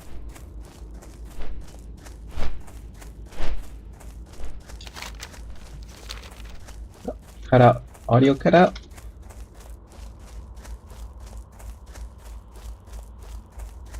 It's not optimal. Here out of Tommy. He's going to go to the orange here. Has started his own. You okay, Roltic? I told you, man. Marco Polo. He's exploring new terrain over here. He's actually going to get a pretty decent fight in the middle of the map. Unless there's going to be these nasty water elementals with their piercing damage. Ooh, good entangle on the water elemental. Very good decision making once again. The reason Arstem is excited, and I am too, quietly, is because it's optimal, as it's the largest threat against Huntress. You're not doing it to kill him, but you're doing it to neuter it. We both like that he made that decision, because most likely nobody told him, and he's figuring it out. Yeah. By the way, there is a crystal ball available for Tommy, and he hasn't used it on the Shadow Melt Archer in the back. That is the second deny on a Footman, by the way, here. Tommy's insane. He's cracked. He's actually cracked. If this Footman on the other side of the map walks into the Ancient of War right now, that would be sick. Or if he attacks a creep. I'm not sure if it's gonna happen. Tommy! No, XP was granted. But if he doesn't Shadow Melt, the Huntress, it dies. Oh, he moved it again, it died! Tommy is getting the most out of every single situation! He's actually insane! Double Footman deny, and his Huntress with 1 HP kills a Huntress with 30%. It couldn't be any worse for Lakari. But Tommy, smiling from ear to ear under that beard. Can't see it, but it's happening. You know it's there somewhere. It's the green. Okay, at least we're gonna see Lakari. Is he gonna get this elemental before it expires? If it expires before the XP goes to Lakari, that has to be legit the worst interaction that could have happened. Oh my god. No expression on his face, no esports head shake, so he's not quite thrown in the towel yet, but that was definitely a bad interaction for Lakari. Second Ancient of War. He's gonna creep his expansion, which doesn't even give him level 3. What? If he had a normal tech timing, he would get 15% bonus XP for being tier 2. And it would be level 3, but my estimation is it won't be. Actually, it's irrelevant. Tommy K is here to interrupt the creep camp. Nice aggression. Yeah, 1 trend kill, 1 deny by a creep. Ooh, bit of an ensnare there on a rifle, man. Rifles have +1 already, by the way, but rifles are good against Huntress, probably not good enough to win a battle with 2 against 4, especially if the Kobold Taskmaster keeps bashing the rifle in the back as well. And this actually was a pretty decent trade here right now for Lakari. Elemental gets denied. It's really well done. Tommy's playing some phenomenal Warcraft 3. Another deny. And you just know he's gonna have it too, because he's been so on point. Yeah. And there's the miss micro by Lakari. That Huntress could have just ran away. Another Huntress getting attacked. It's gonna Shadow Melt. There is still that crystal ball. Another Huntress going down. These trades are not good for Lakari. He has no mana. He's fighting into water elementals. He's gonna town portal out, but he will still lose the Huntress because he's not hiding it. Archmage shot still flying across the map. I feel like That's we've gonna hit seen the other hunters. the over-performance from Viper, comparing his practice and the result. I think from Lakari right now, we're seeing the underperformance. It's match day stress, match day performance. It's tough. And I think Tommy K is also rising to the occasion. Yeah, he's actually playing very well. He's absolutely locked in. And you said it already, is that he's a bit of a momentum-based person, perhaps. And after that first game, he started feeling it. And as I say that, he almost loses a rifle against the creep, but of course he doesn't, because everything goes perfect for Tommy over here. Lakari finally is going to hit level 3, but it is fairly late in the game. Archmages are almost level 4, Mountain King level 2. There's no second hero quite yet for Lakari, who's just pumping Huntress. Yeah, this is not looking great. Moonglaive is not even halfway done. 60 seconds upgrades. Another deny! Meine God. Tommy K. There's an entangle from the back. There is no dispel yet, so that's a guaranteed kill. Replenishment still stacking. The big block on the Huntress! Oh my God! Little crispy bacon getting the Huntress block there as Lakari tries to chase a priest in vain. Great immaculate micro from Tommy K. Sending his priest back and falling behind his rifle line. Another Huntress goes down. There's the entangle that's not going to kill the rifle because it's being healed. A bash on the Huntress. The Huntress comes back in. Keeper goes melee. Has no town portal. I think we're watching the beginning of the end here, Harston. Denied. Yeah. This is not looking great. One more Huntress is gonna die as the Elementals are unleashed as well. Level 4 Archmage means level 2 Brilliance Aura. We're gonna have a new bolt available soon. And every bolt is gonna be a kill, or at least very close to a kill. As there's still 2 rifles, 2 Elementals. Good split on the Elementals as well. Already preempting the Wisp detonations. One detonation completely misses. One Wisp gets killed and the last one does manage to hit. 2 Huntress do come out at the same time. And we're going to get a little bit of target fire here on that one priest. Rifle goes down as well due to the entangle. We have another 2 entangles remaining. No, he denied it. He denied it again. Oh, that's so sick. Like, it was going to die some Moonwell juice to the entangle for sure, but the Tommy case denies are insane. This keeper would have been level 4 if not for it. Gonna go for another rifle. There's one more Moonwell, like you said. What does Lakari have left? Not yet. It's too low. 8 on. I guess. Here comes the final entangle. Actually, one more entangle in the bank here for the keeper as 5 peasants show up. They're gonna be building some towers. Ancient Protector about to finish. Do we have an Ancient of Wonders? No, we don't. Damn. Did not manage to reach the Moonwell. This doesn't look good for Lakari. Seconds away from reaching the oasis of his Moonwell. He got taken out. Not a sip for you, says Tommy K. Not one sip. As he stormbolts the keeper prior to reaching that destination. Towers right next to APs. The disrespect. Arcane Towers in his base. As Mountain King with boots of speed is chasing the Huntresses. Tommy K. He's showing up so good here for match day. You have done well, adventurer, and I thank you for your efforts. Protector is gonna get targeted down. Keeper of the Grove is being revived, but there's no Moonwell juice available. It's about to turn night, but I'm not sure if Lakari can stay alive until that night hits, to be honest. You have a couple of low HP Huntresses, more rifles moving across the map. We have that sustain with the priest. And Tommy K played really sick Warcraft today. Yeah. Got that Arcane Tower coming up that will predate the Keeper's arrival. Lakari's final moments in the winner bracket. He's loath to give them up. The writing is on the wall already. 3-0. It's looking like it's gonna happen. Quite unexpected result. Tommy K was not happy about this matchup, actually. He was very worried about the Warden. Even invoked her wrath in game 2 in the pre-game lobby chat. Okay, it's time for Warden. And sure enough, it came out. One more Stormbolt flies on the Huntress. 6 to 7. It begs the question, are Huntress just one big giant bait with their Moonglaive upgrade? What do you think, Harston? 9 to 10. Perhaps. 10 to 11. If that's what the story you want to run with, then I'm down for it. I'm not entirely sure how accurate it is, but I'm there with you. Probably bait. Okay, it's not. All right. Very good, but it was misplaced. Definitely going east, west, west. I mean, if you if you get 3-4 extra unit kills here in the early game, I really do believe it looks different. Like every single interaction that was, you know, a bit like a coin flip, always went Tommy's way. True. Like sometimes you just have these days where it just doesn't work out, and it felt like that was it for Lakari, and everything worked out for Tommy. Let's sell everything else. Holy shit, well played, GG. 3-0 to Tommy.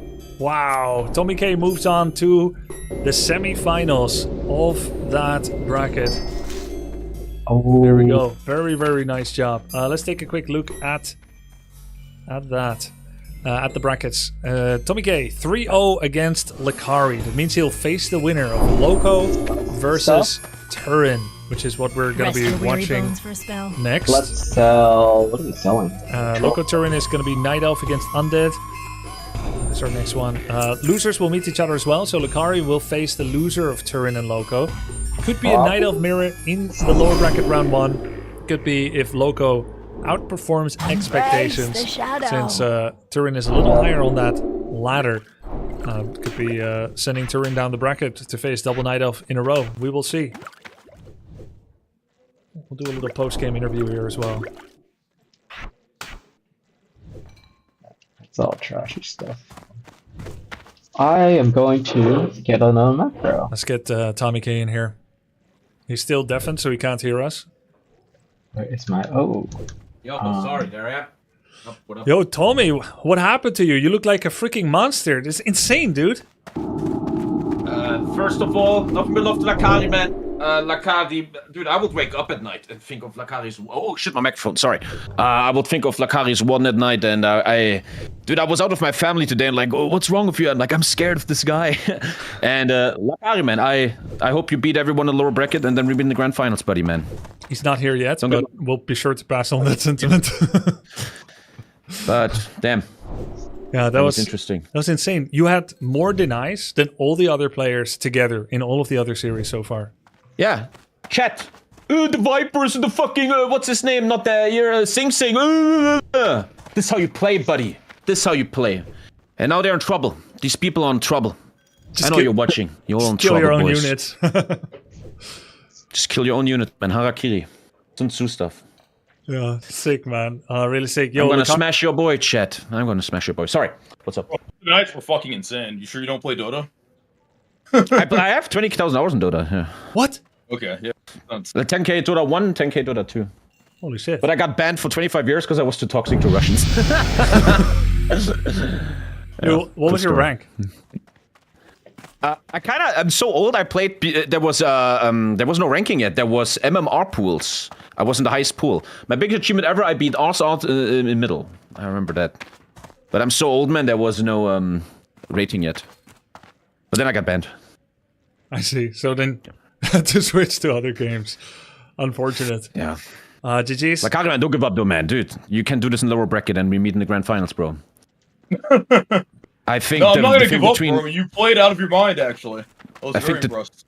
I think the thing between you and me is we're the most negative people. Like, if we lose, we go to a negative spiral, and that's, I think, what... I was in the positive spiral, you were in the negative spiral. But if you get the positive spiral, I think you can do this in the lower bracket. No, I was chilling. Honestly, when it comes to competitive stuff, I don't really get upset. You played really fucking well, though. Like, I was super impressed with your play, actually. Thank you, man. When it comes to the tournaments, I lock in. I don't really get mad. I have to say you earned that win. Like, all three of them. Let's start over. Maybe we meet again, bro. Yeah, maybe. Eventually. Cool. Harstem, any questions? I know you've recently discovered these two streamers coming to Warcraft 3. What is it like? Because you played when you were a kid. Harstem played when he was 14 years old. He's 2K MMR right now, so he's pretty qualified to play and to cast. But he discovered both of you because you started in Warcraft 3. Yeah, it's been great. I'm a little bit starstruck. I'm a huge Lakari fan now. I discovered you 4 days ago, and I've been doing nothing but watching your VODs and been thoroughly enjoying it. So I'm sorry, Tommy, but I was kind of rooting for Lakari here. Oh, don't worry. All good. See we can go down. Nobody ever roots for gingers, man. I'm used to it. But yeah, it's just been great seeing how skilled you guys are so quickly already. Like, it's actually very impressive. I think Warcraft 3 It's a super difficult game, and yeah, the denies were freaking insane. The early game creeping pattern that you did, Tommy, was sick as well, especially the first 2 maps. It looked super clean. You hit level 3 so fast. And then when it came to Lakari, I think a lot of the decision making, like when it comes to picking your entangles, which targets to go for, like it was honestly, like it was really fun to watch.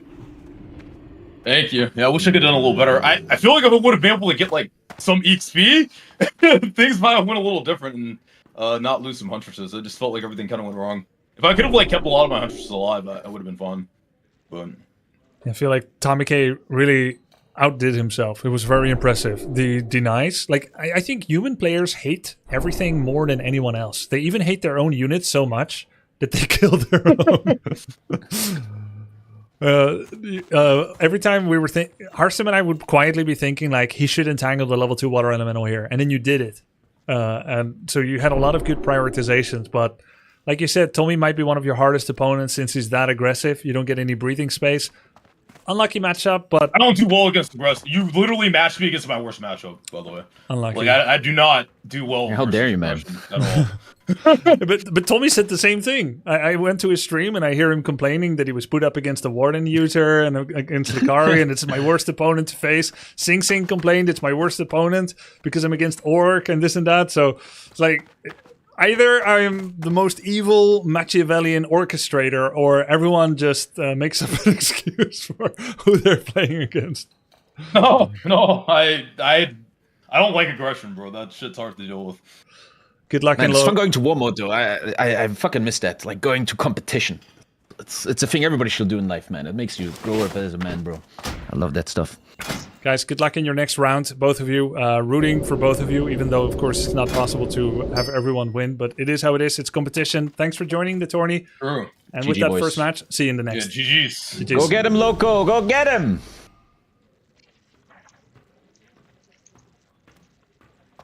He called you Loco, but I think he meant Lakari. No, I think he's talking about like the next, because Loco and Oh, okay. Yeah, that makes sense. Turner playing next, right? Makes sense. Hey, Lakari, do you want to cast with me the next series? Oh, I need a break after that, bro. Okay. I'm just gonna watch. All right. Sounds good. But I appreciate the offer. Okay. I'll cast in a bit, maybe. But Okay. All right. Hey, good luck on the break. Thank you. Are you still I down for the appreciate 2-on-2 later? Yeah, I'm still down. I just need a little bit of a break. That was a very hard match. It was a very difficult opponent. Yeah. Understand. All right. Good luck with that. See you soon, man. Yeah, thank you. Yep. Okay. Harstem, can I keep you in reserve? I'm going to see if there's because I sure. like to cycle. Oh, Red Panda wanted to cast? Perfect. I'll keep you in reserve. Was a pleasure. Maybe tomorrow again. Thanks for joining. It was a lot of fun. Yeah, for sure. See ya. Bye-bye. See you, Ars. Okay, perfect. It looks like my mods are helping finding extra casters as well, which is wonderful. I'm gonna co-cast this one with Red Panda from the looks of it. And he's here, if I'm not mistaken. Oh. I was wondering why I hear you double. Yo, what's up? Hello there. Hello.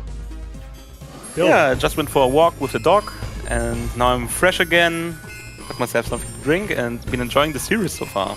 Nice. How do you like it? Oh, it's been great. It's been great. Right. All of you worked so hard on improving your level, and it's so much fun to watch. I didn't think we'll be having an Orc mirror in the semis. I also didn't expect Viper to win. No offense in that direction, but Sing Sing seemed so dominant, especially MMR-wise, and he never really dropped below the 1500. Yeah. I think, right? Yeah. So from the get-go, he was always a bit ahead. At least it seemed like. Yep. Yeah, very impressive. Your series. Did you focus a lot on counterplaying Tasteless, or did you just build on building upon your own strengths so far? I think I watched 1 or 2 games this morning from Tasteless stream yesterday, but I mainly just focused on being safe, not overextending, because I tend to do that a lot, overstaying fights and forgetting info potion, heal scrolls and so on. So I really tried to never overextend, never go too deep into the undead base, and just keep it up, expand behind it, and take my advantage, and then try to win it in the long run. Look pretty good, man. You've been doing insane grind these last 5 days. Yeah. I heard you had a pre-planned vacation. Yeah, I did. And you brought your laptop to play some clandestine Warcraft 3 off stream? No, I got myself a PC setup where I played in the evenings, in the late night sessions for a couple of hours, but most of the time I wasn't really able to practice a lot. Wow. So I had about, I think, 5 days less than the other guys. Yeah. So I'm basically, I think I got as much practice in as Sing Sing. Ah. Because he started later. You mentioned earlier that one of your big goals was to kick out the Viper. And now you're meeting him in semi soon, after the series we're casting now together. Yeah. I'm looking forward to it. I don't really know what his Orc vs Orc looks like, but I think we play a similar style, so I think we will see a lot of mirroring. Literally or figuratively? Mirror image? Or do you mean like you're going to do the same thing? Maybe both. Maybe both. All right. At least not for me, the mirroring. Keeping a secret. Cool. We are going to be casting together Loco versus Turin. Night Elf against Undead. Now, your experience level is probably mostly limited to Orc versus X. So, you don't know how the matchup looks like at all. It's like seeing a baby's eyes open for the first time and gazing upon the world. I think you quoted me today when I was playing Undead today and said, "Ooh, what's that dragon he's building?" So yeah, my knowledge about a lot of units and especially heroes is very limited. I think I saw today another hero I never saw before. So yeah, I will see a lot of new stuff. Maybe you can explain some of the things to me, but sure. I think I get the gist of it because I know most of the units from my other matchups. Yeah. Just ask away. Before we go into deeper analysis, I need to like quickly grab some food. It's going to be like 5 minutes. I don't know if you want to chat with the players or take your own break as well. I leave it up to you and the mods, but I need to like... Yeah, sure.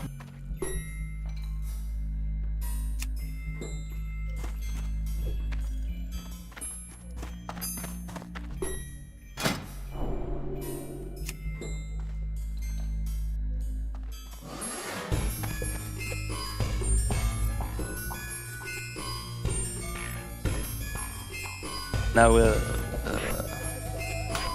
try to keep it rolling right now. Wait. Yeah. KW. That's right.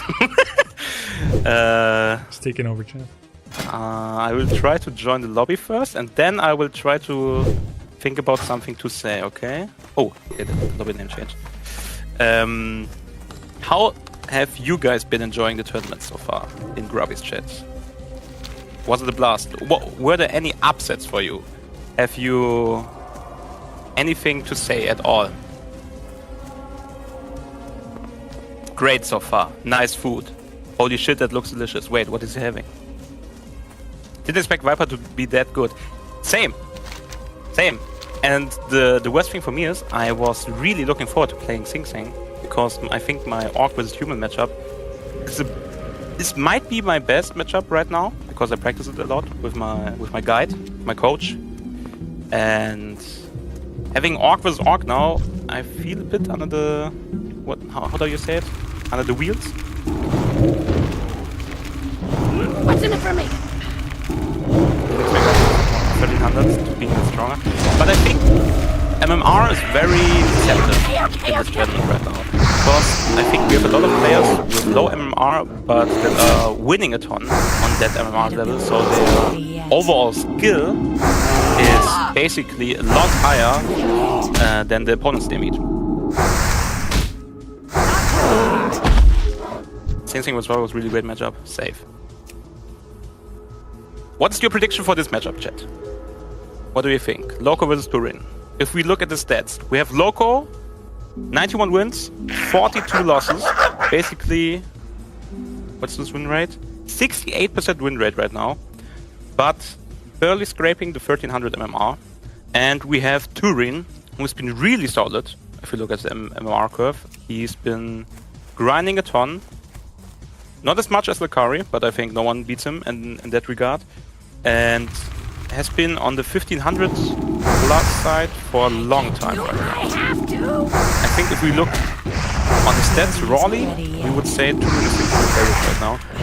But if we look at the matchups both have, we see Loco versus Undead has an overall win rate of 65%, and Tourney has an 40% win rate against Night Elf.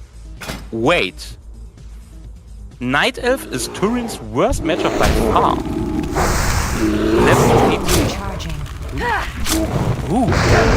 We might have might have a really interesting game on the line here.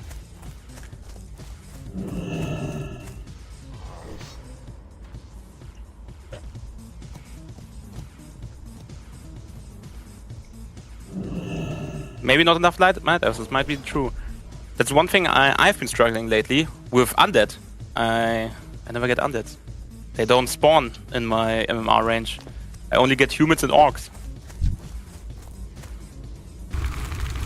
What's happening? I'm taking over because Grubby is on a food break right now. Going take a couple of minutes to enjoy his food, and then we will be back. And we will be co-casting the match above me, Loco versus Tourney. Loco's German SC2 chat, don't underestimate him.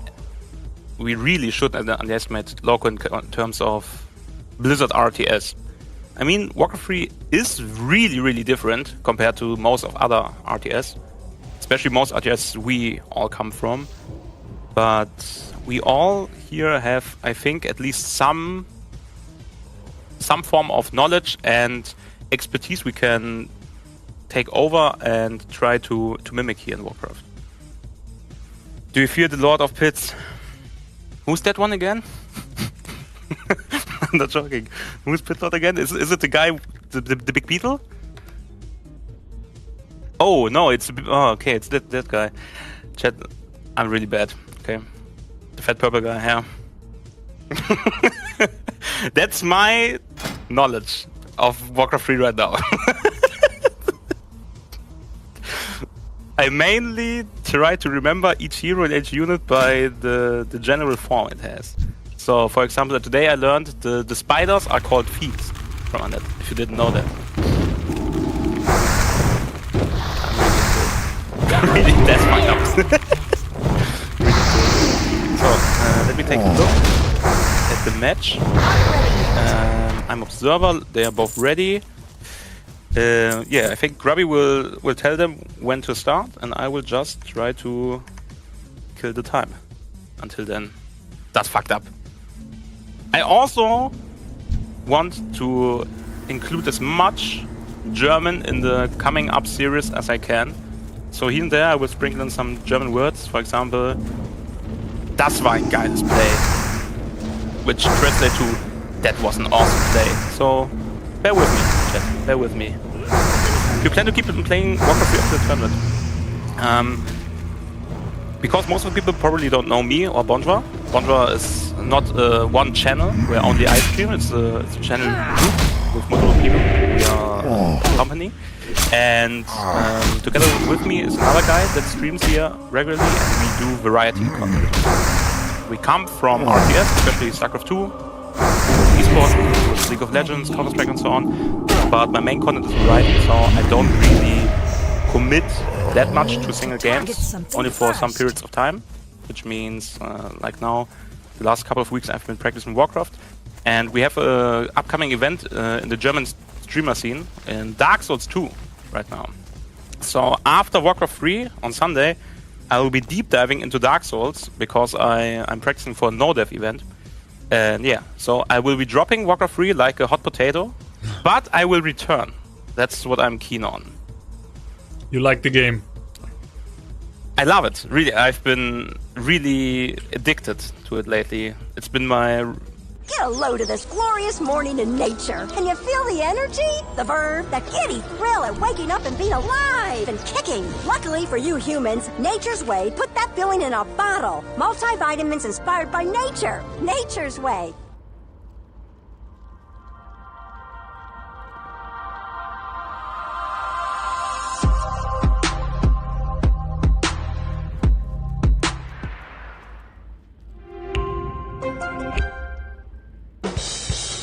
You're not listening, okay? Look, Pinky. Sorry. Look, I am 12 minutes away from the office. I am walking here as fast as I can. What do you want me to... My bad. Whoa. My car just saved a guy. That was crazy. Yeah, no. I'm absolutely not going on another date with him. He wore flip-flops on a first date. I was just there for a little bit of an content creator influencer tournament from Hand of Blood. That was happening also at the same time in the same location. I see. Yeah, but it's already been a long time. I've been playing some Age of Mythology in the meantime, which remastered last year. And yesterday I played some Tempest Rising, which you also enjoyed, I think. Yes, very fun. How did that go? Was fun. Was also a little 2v2 action, free for all. Nice. And really enjoyed. I must say I'm always going back to RTS in every shape and form because it's just my heart beats for it in a special way. Yeah. So same here. With everything going on here right now, what do you think is the basic build we are gonna expect here from Tourney on the bottom left? Turin. So he's going for a Death Knight first. I've seen Turin do it. Yes. Yeah. Oh. How again? The Todesritter. Todesritter. Yeah, the Todesritter. Coming out. That's right. I think that's what he plays against Night Elf. There's a lot of early expansions in Turin's playbook. I think he does that a lot. I know he likes Dreadlord Expo as well, but Expo against Night Elf is some of the hardest. Now that Huntresses are stronger, Night Elf is even better at killing early Expos. But Loco is a very standard Night Elf player. You look at Lakari. Oh, Loco denied one of his creeps with the Ancient of War. No. Yep. Oh, that's painful to watch. It's the small one. But happens to the best. Happens to the best. Yep. Yeah, I think Turin might just play Expo build. He has his Acolyte ready. He's sending his ghouls and skeletons and Death Knight there. A little low on ghoul right now. We'll start with creeping. And then I would guess Expo, but I don't know because he's a smart guy. I lost to him before in a Dune Spice War show match. Does he come from that genre or kind of game, or were you both new? He comes from Total War Warhammer 3, which is also a real-time strategy game with a turn-based overworld component. And then Dune Spice Wars is also kind of 4X together with RTS, so he definitely has that experience in real-time games. He also had some pre-existing Warcraft 3 experience, but it's very casual on Battle.net, so nothing like this. He's going to be reprising the Undead. His brethren of the Undead race, Tasteless, already down 0-3 against someone. The poor guy. Poor guy. But we rejoice in the 2v2, and I think we still get along. Nice. That was the idea with that too. You know what was the craziest thing for me when watching Turin play? He's constantly yapping. Yeah. He never stops talking. How's it possible? He's constantly casting his own games. I don't know, really. If you see Tommy, okay, he's complaining all the time, but most of the other guys are basically only focused on the game. Some one-syllable words come out, but that's it. And Turin is just constantly yapping. I don't know how he does it. I don't know too. It has somehow become as natural to him as breathing, which is hard for me even sometimes during the game as well. Yeah. What your natural is keeping your mouth open. Yeah, because I need more air, because there's so much going on. Yeah, exactly. Oxygen. And do you think he wants to... You said Turin probably wants to expand. Do you think he wants the Expo to the top? where Loco is currently harassing from, or the bottom right? It looks like it. What's more? It looks like it. Look at his inventory. He's got double sacrificial skull in his inventory, which allows him to instantly deploy an area of blight, which would create buildable terrain for undead. Loco played 2 weeks of standard Night Elf, just trying to get better. And then since the last 2 days, after the brackets got announced, he got coaching from Kevin, a German semi-pro player. And he started trying to deconstruct how to counterplay against early expansion. Be there early, stay there, don't lose TP, bring wisps, remove skeletons, check their inventory. If it's sacrificial skull, it means expansion, and so forth. And it seems like he's really taken those lessons to heart. Yeah. I think Loco's been pretty solid, and especially I've said it to chat as well. I don't think the 1280 or something MMR don't reflect really his skill. Yeah. I think he's at least 1400. Yeah. Yeah, I agree. He has the highest win rate among all participants, which means his MMR is the most fake. Yeah. Oh, Naga. Quick buy. There we go. It's really cool how you can see everyone's different style and preference. Everyone is immediately good at something else. Tasteless, sick at surrounds. You, very aggressive, great unit control. You made your own build orders, if I remember correctly. Yeah, I was testing around and then got also a little bit of coaching from Francis. But initially you did it yourself, right? Yeah, exactly. Which is... But that's the most fun in RTS for me, at least. Yeah. To figure something out and do your own twist. It's like your own recipe for cooking. I love it. The funny thing is, you kind of need to understand the concept of the game, because you can make a recipe, but if you don't know what you're cooking, what's important, then it's tough. So you just looked at the game and you said, okay, I need heroes, therefore altar first, right? And then I need units. When does the money allow me to make one, right? Yeah. When am I supply block? When do I need a burrow? Right. Making a ziggurat on location, but not the follow-up gold mine, which is a tricky thing undead sometimes do when their expansion didn't really materialize. They built the ziggurat, it becomes an option, but they're not really expanding, and they have a tech behind it. And that's kind of what he's doing now. No gold mine. And Loco sees it. Loco did excellent scouting. His scouting game improved a lot. You turn back the clock 4 days ago, Loco be like, I don't scout because I don't know what I'm seeing anyway. I don't know how to make sense of any of it. Now, he's used 4 wisp for scouting, and he keeps re-scouting. It's an insane transformation as a player. I think that's his StarCraft 2 style also kicking in a lot, because StarCraft 2 is made with everything, right? Yeah, information is everything in StarCraft, but he had to kind of focus on so many new fundamentals that it can be hard to focus on it. Really nice handling by Loco. Sends his archers back, keeps his demon and Naga to try and kill ghouls, takes another look at the expansion. Turin is just reaching tier 2. Turin got 2 archers on on the way back. Very nice. This is Death Knight. The Dämonenjäger getting low. Dämonenjäger getting attacked by the...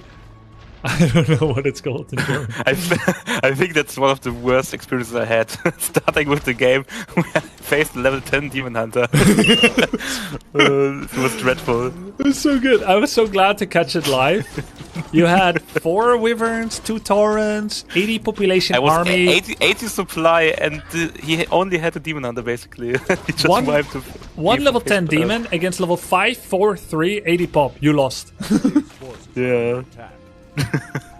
Then I realized, okay, I shouldn't fight that. You know how we used to call Demon Hunter back in the days? We used to call him Superman because you cannot take him down. Like he's too strong, he can kill everyone by himself. I can imagine that. Oh, the gold mine is now taken for Turin, so expansion is on the way. Okay. Loco also creeping now his expansion, possibly. Ooh. Have you faced any one of these? What is that? What's a gargoyle? What's a gargoyle? Yep. Garks. Garks are an anti-air unit with a small anti-ground attack and very good anti-air. But I'm like sure the bats for Orc, right? Well, they're better against ground than bats, and they don't die when they explode. But they're a specialist at aerial superiority. But why would he make them? Loco doesn't have any air units.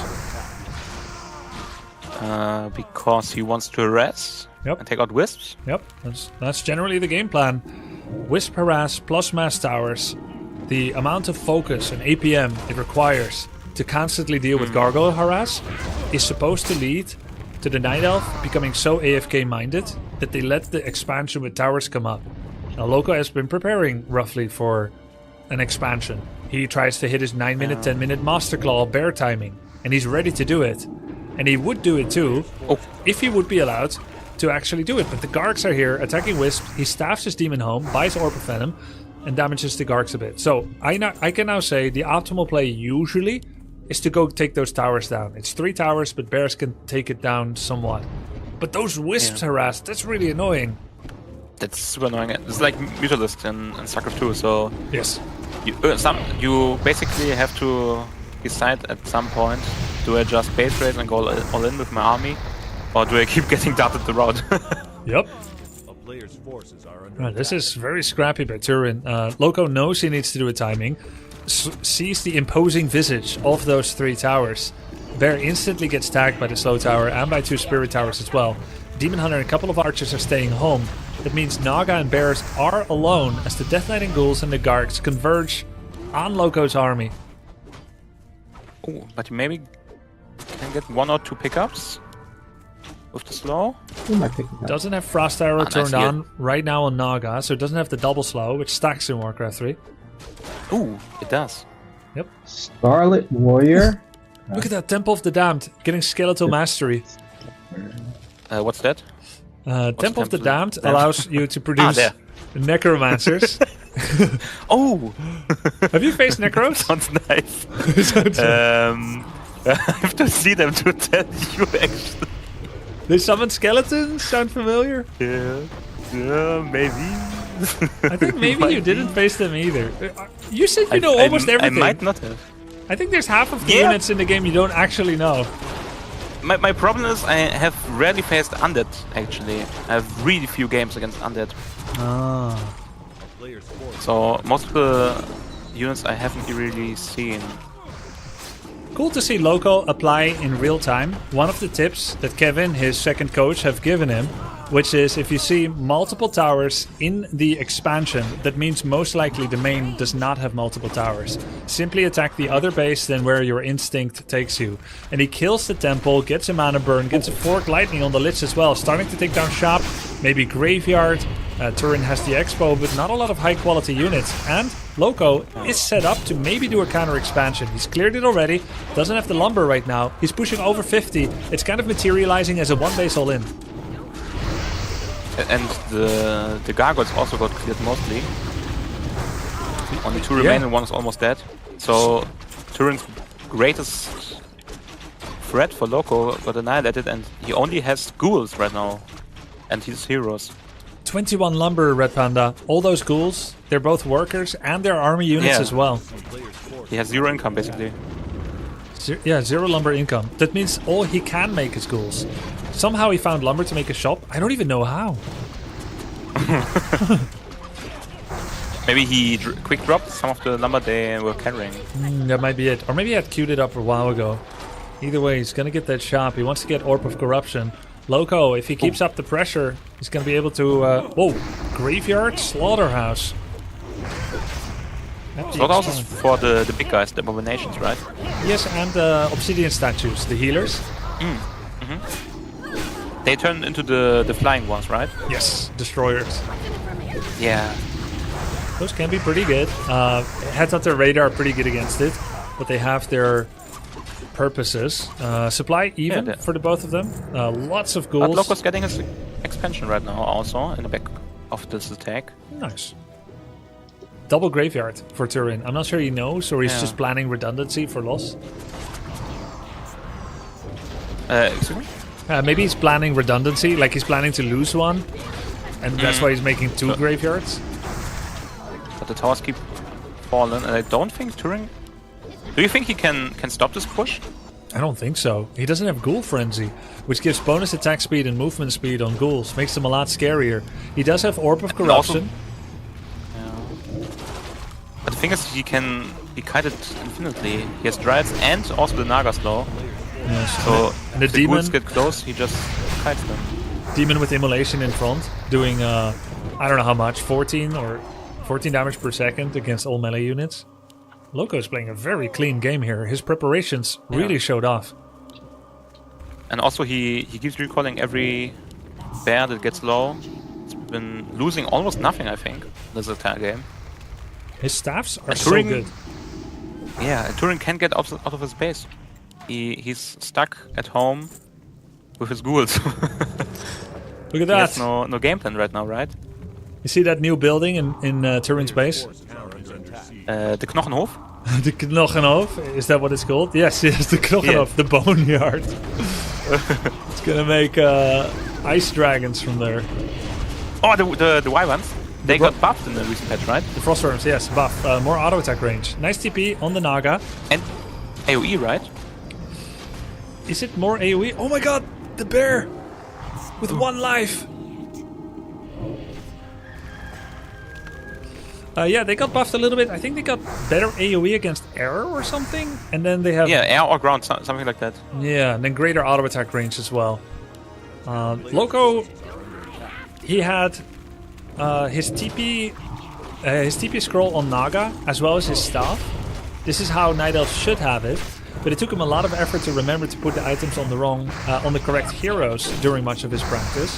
So you never know how it's going to go on tournament day, and he actually had it in the right spot, which is why he was able to save his Naga. Sometimes Loco's streaming times aligned with me being in the garden, and I would listen to it on the radio, and I would hear a fight start, and then seconds later the Naga would die. And he's like, oops, had my TP on the wrong hero. Not this time. What do you think is Turin's goal right now? Delaying attacks and darting around until he gets an army that can actually fight? I think he has to do a TP kill attack on the Tree of Life. He has to take that base away. But look at this. He doesn't get the vision to get away with it. He's going to go around the side. Turin is a very scrappy player. He's got Ghoul Frenzy. He's got 1 attack upgrade, working on 1 armor upgrade. He's going to take the orange camp. Funnily enough, Loco saw him and is still choosing to creep this camp. Now, this is a high value camp. But soon, you would expect Turin to go for the main and maybe try to surround the Tree of Eternity, maybe cycle around to get the Tree of Life at the expansion. Game is far from over. So many ghouls. Look, he wants to get the Tree of Life, cycles in. Loco has to instant run or instant TP. Once those ghouls get the surround, oh, very quick reaction, instantly pull this wisp. That was very good reaction. Also, Turin very quickly pulling back as danger's imminent, and maybe he can get some pick-off kills here on the ghouls, maybe even on the Lich. But decides to dart around on the left side with the Naga. Ooh, wow. Very nice movement. And if he keeps going left, he might be able to cut him off before he reaches his main. Didn't want to get too or he out could of now position. pressure the expansion again, because Turin is very, very out of position. True. I like that. Keeps creeping on the bottom right. Yeah, and Loco just can free whale on the expansion right now. We have a scroll to TP. And no Necropolis here. He would have to TP to his main, which doesn't even get him that much closer. Goes in with the Naga, trying to Fork Lightning the Acolytes, getting a little bit of block. There it is.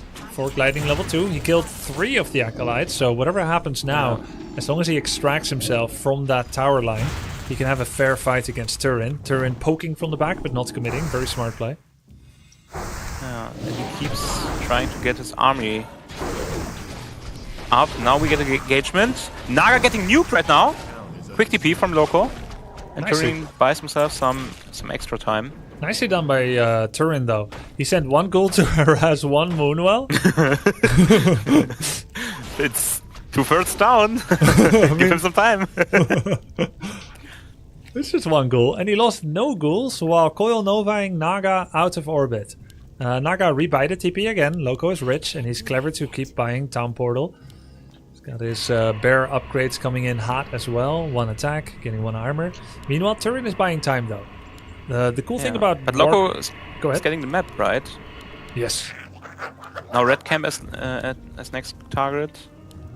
I analyzed one of Loco's games 1.5 weeks ago, 2 weeks ago, when he was very new. And he played a pretty good game. But he didn't emphasize the creep camps at all. Because he saw it very much in like StarCraft terms.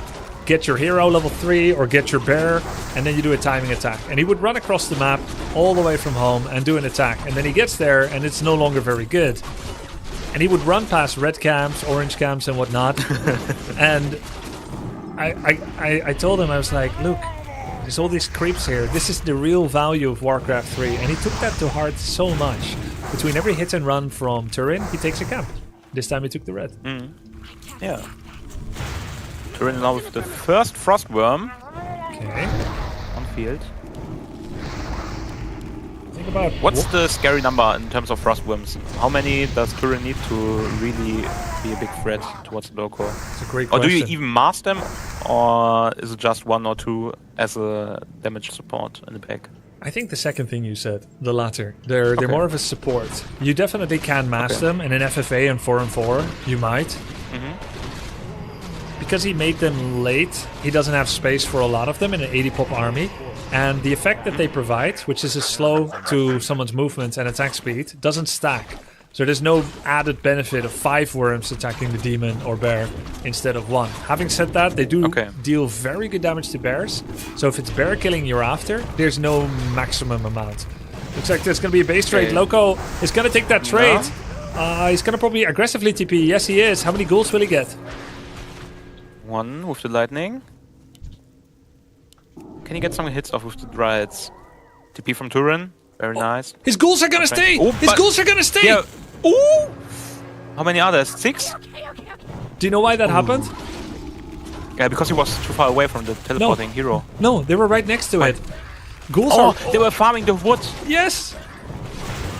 Therefore, I saw that in the game from Sing Sing, where also most of his workers were killed because they were mining gold and wood. Yes, and were you figured it out by yourself that like they stayed because the game wouldn't want you to TP out gold peasants that are mining? Yeah, it's a smart mechanic, but in some cases it really hurts. So here he was trying to run away to the tree line, hiding against the wall, and one of his control groups must have right-clicked the tree. You can see that there's a blackened tree which was cut by the ghouls. So they were classified as workers, and the game is like, all right, I'm not going to make you TP workers away. That would be grief.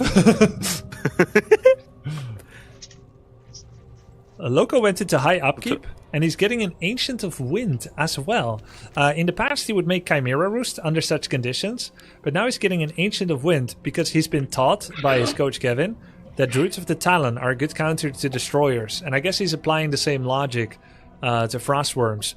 But the mains have run out. So Loco is fortifying his position. He's getting 3 APs. He's getting Nature's Blessing. And he's just kind of trying to secure that third base while scouting for the third as well. And he's in position to defend here. Turin is going to try and blow up that tree and then TP out. Oh, this is a big play. He might be able to focus it down, right? Yep, I think so. Repair comes in. Now TP. Very nice. How many goods are he going to lose? 2, 3. Only 2. It was okay. It was very okay. TP, nice trade-off. TP and 2 ghouls for the tree. Now, Loco is making a tree in the top left, and he can move his main tree to the center location. So he doesn't... you can walk those? It's like Terran moving his command center. Or Mongols in AoE 4. Just Yeah. That's crazy. I didn't know that. Dude, there were so many games, so many pro games I played. 1v1 base, the entire game. Orc Night Elf, and then they uproot their tree, go to the new base, and then Orc is like, well, shit. Really OP, right? That's OP. But then usually what happens is, because they have to staff their units away, their heroes, before you blow it up, they staff to the tree. Now it's not next to the Moonwells anymore. Oh, and the units get killed off then. Or yes. Can get healed. So you either take a fight on the Tree of Eternity, now staff is trash, or you attack them at their Moonwells when they're trying to defend their tree, and you just start killing their Moonwells. It's out of position again, and maybe Turin might be able to nuke another base down. Frostbomb's doing a lot of damage, and the base is cancelled. Turin, now man. Loco's only one base. Yep. And Turin TPing out. Oh, look at the Dryads in the bottom right. Oh, they're killing all the workers, the acolytes. He killed all 5 acolytes. Such a good job by Loco. He wasn't He's an experienced RTS player, right? Yeah. I don't know that he's ever done this in Warcraft 3. At least I haven't seen it, but he figured it out. He's like, I can't just sit back and let you hit and run me.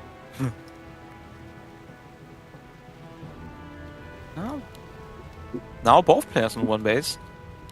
In terms of mining, at least. Necromancer is back on the field. 3 spells that the Necromancer brings.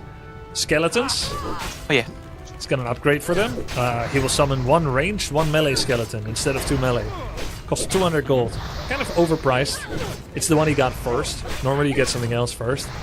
They also have an upgrade that gives 70% bonus attack speed buff to an ally.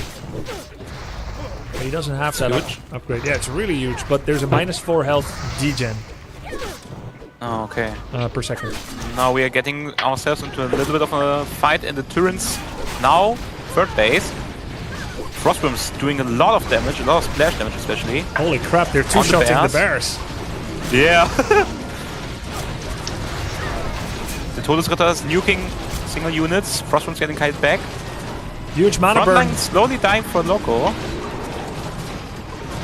Loco Naga gets level up. God. He actually split off a bear. He killed all the acolytes again during this. Oh yeah. That's smart, but is it enough? He loses his whole army, because I think the Frostworms will be the main problem, right? It looks like it. There's also invulnerability potion on the Death Knight. Demon Hunter already used everything. There is still a staff on the Naga. But the whole army is gonna get crushed. Yep. My God. Maybe 1-2 riots getting kicked off? No. The worms were insane. Turin is now really good. He's up a base. He killed every single bear. Now you do what? You play... Oh, well, almost every bear. Oh my God, the damage is insane. What an insane comeback. Loco had this game in the back, it felt like. But I think that's part of the beauty of Warcraft 3. Yes. That's one of the main main lessons I had to learn. You don't need to take any fights at all if you are really persistent. You can just start around, try to get some value out of run-bys and so on, and get yourself the army up first before trying to engage anything at all. And Tourney has been showing how strong that can be. He had only Fiends and 2 heroes, and now look at his army. Yep. He's been able to crush the entire army of Loco, who was at what, 80? 90 supply? 80, 84, maybe 87, something like that. Turin himself, not quite. Those 2 worms never died. They took a lot of damage, but they never died. He had a lot of mana pots. He focused down those bears. Very well done by Turin. It's moments like that where Night Elf wants to have double staff so you can save more bears. You want to either not focus the worms at all or only focus them depending on the situation. You could argue it wasn't a great fight spot because it's on Blight, which means quadruple health regen for undead, or it's actually 8 times health regen compared to what an orc would normally get. Very strong. That's why everyone says never fight in undead base, right? Yes. Together with the towers. How do you know that rule? Demon Hunter? No, I mean the... Level 10? No, never fight in undead base, right? Demon Hunter's elf. Just experience. Yeah. You try and then you realize... Dove a lot very deeply into the undead base. Never been very good. Because of the slow, right, from the towers. You can't really get surrounds. You block everyone blocks each other. Yep. You know, just in the past, in Reign of Chaos, when the game first came out, there was no cooldown on healing pots, so you could buy like 4 heal pots and you could eat them one after the other. Imagine Demon Hunter with 4 heal pots. Yeah. Secondly, disgusting. You could not see the enemy inventory, so you had to guess how many he has. That's toxic. It's really toxic. It's like, oh well, his demon is out of position. His army is 2 minutes away. I'll just start working on it. Heal pot, heal pot, heal pot, heal pot, invul, TP. Oh, and then you also have the Mondbrunnen. The Moonwells, yeah. Okay. Turin getting in position to maybe try and focus on Loco's last mining base. What did he get? Wait, did he get anything in the shop? Oh, I don't think so. Has no money. Invul pots on both heroes for Loco. No heal scrolls. He's got bears and dryads. Nice 2-2 upgrades. Actually getting 3-3. His final money is going to 3-3. While on 1 versus 2 bases. Which is interesting. I guess he is trying to expand like that again. decision? No, not at all. Yeah, I think I learned from you. Upgrades are not as linear than in StarCraft, right? 2-2 is good for this game stage. 3-3 would have been great if he did it before going to 84. If he stayed at 80 and then got 3-3 and then goes to 100, I love it. But going quickly over 80 and then staying there for a while, it means you never have money. That means you should put 3-3 out of your head. So you either try to get equal bases or you try to go to 100 and fight. So his attack on Turin's base was with 84, 87, whatever. It was on Blight. Those are the problems. He would need to fight off Blight for a good fight. He would need to have 100 population. Oh. The Fleischwagen, I never seen those before.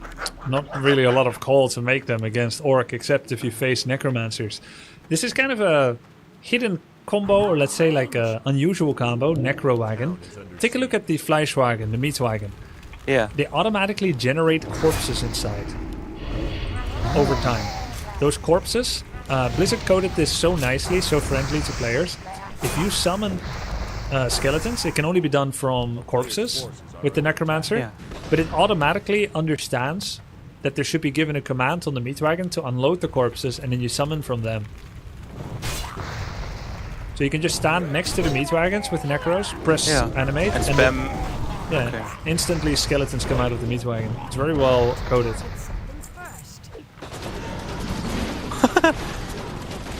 Looks so nice. Okay, Frostworm's trying to tear down the best again. One Frostworm getting poked down, dying even. But the bears are slowly getting teared apart. Nice Frost. No mana burns this fight on the undead heroes. There's a Coil Nova on the demon.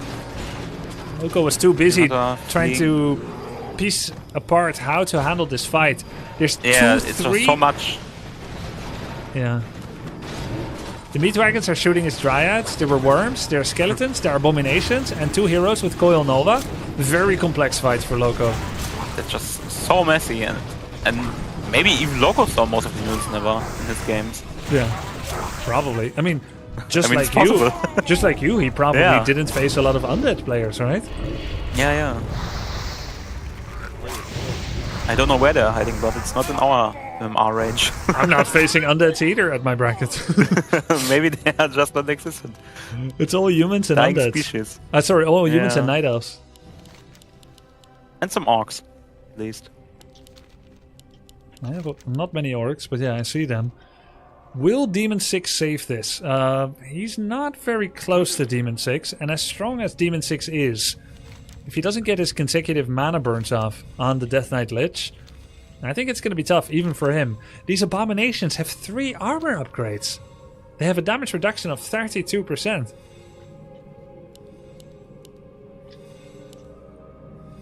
It looks like this foe is beyond Loco in this game. Could try to farm some XP. Oh, no XP. Some gold from the Granite Golem. Turin killing his own acolytes. But and Master! A player's forces are under attack. The younglings. Yep. He wants to stay under 80 population and still produce some units. But the base is also mined out, right? So why keep the acolytes? Yeah, true. He'll never need it again. Loco is now at 50. Turin is at 77. That's a big army gap. You can say, like, okay, Loco is at least making more money because he's at 50, but it will take a while to bridge the 30 pop gap. Remake Expo. Acolyte sees it in the top left. I think Loco is doing correct not to attack. It's up to Turin to attack here. I do think Turin will win the fight, but if Loco is ever going to have any chance at all, he needs to try and get Demon 6 and play off of his gold advantage in the top left. What army would Loco need to even try and take this down? 6 hippos, 3 Kims, like Chimera, 6 wisps for the skeletons and necros, 3 bears, and you almost don't need dryads. So he's not at all. Basically, his entire army is useless. Yeah, he's not at all equipped for this. Yeah. Oh. What are the clouds doing? Is it like poison? Yep. Damage over time? Yep, 2 damage per second, undispellable. Okay. One worm goes down. Yeah, TP going out for the Naga. He's stuck. I mean, that's a lot of damage, but Loco's army also suffered a lot. And does he have a heal scroll? No, I don't think so, right? No, and Turin still has 2 heal scroll and a protection. He lost none, and he's well equipped to deal with the APs with those meat wagons. Sending the skeletons in. Oh, he's got the Frostworm upgrade. They're freezed? Yes, it's a high expensive upgrade. You can freeze towers and they won't defend. Naga! Oh, Naga! Dying. Oh, 7 in the chat. Oh, we have level 6 Todesritter. Anime dead? What? Is he gonna use it? I don't think so. Oh? Looks like not so much. Oh, he's level 7 now. And level 6 Lich, Loco taps out, and Tourney wins this one. I must say, Loco looked very, very strong in the early mid game, but Tourney's decision making to just dart around and never at all try to engage were just the right call. What would you tell Loco if you were his coach? Keep it up, my little one. You can win this. And be careful of the Todesritter. He's very strong. And I think he just needs to be a little bit more confident and deny the exploits of Turin, right? Because if Turin can't get his bases up that easily and keeps mining out everything, his whole win gets taken out of the Segel. Try not to let him get wind in the sail with that third base. Yeah. Turin's third base, his ghoul hit and run attacks, the TP flanks, the ghoul attacks was really good. He also got his attack upgrades. He looks pretty pleased about that. He knows he was up against it. Loco, I think he's gonna learn a lot from that. This is the game where all his anti-undead practice came to fruition. He looked really good.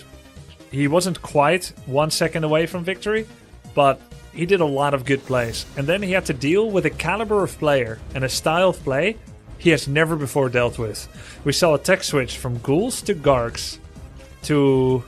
What was next? To more ghouls? I think. Yeah, probably more ghouls. Then Frostworm, then Necro, then A-Bomb, then Meatwagon. Wow. The best cars for the money are Hondas. Honda cars, SUVs, and vans. Drive the best, a new Honda from just $259 a month, or buy the best for thousands less with 0% financing for 72 months. The 2025 Honda Accord, Civic, Passport, and Odyssey have been named the best cars for the money by U.S. News and World Report. Ask anyone who owns a Honda and search your local Honda dealer today. Not getting the sleep you deserve? Rest easy with huge savings at the Mancini Sleep World Spring Clearance Sale. For a limited time only, get up to 50% off select mattresses, with up to 50% off ceiling mattresses, and up to 50% off Beauty Rest mattresses. Plus, get 2 free Tempur-Pedic pillows with the purchase of any Tempur-Pedic mattress. The Spring Clearance Sale is on now at Mancini Sleep World. So this guy could have 20 points. Oh man, what is this? It's my playoff game plan. Just play Pick 6, bro. Pay $5, get $50 in Pick 6 credits. That's way better. Now I can just act like I know basketball. Download the DraftKings Pick 6 app now and use our promo code when signing up. Now's the time for a great deal on a new Honda. It's time for a different kind of power. Whether you choose an electric Honda or a hybrid. From the Kelley Blue Book Best Overall EV and Hybrid brand. Right now, you can get a $289 per month lease on a 2025 Civic Sport Hybrid Sedan. Dad, I'm a genius. I figured out how to make us penguins fly. That's gonna be tricky without wings. Exactly. That's why I've got Red Bull. It gives you wings. All we have to do is drink it. And how? Come on, Dad, just drink it. Why? Why? It's 40 degrees below. Do you think we're standing here for fun? Red Bull gives you wings. But only if you drink it. Aww.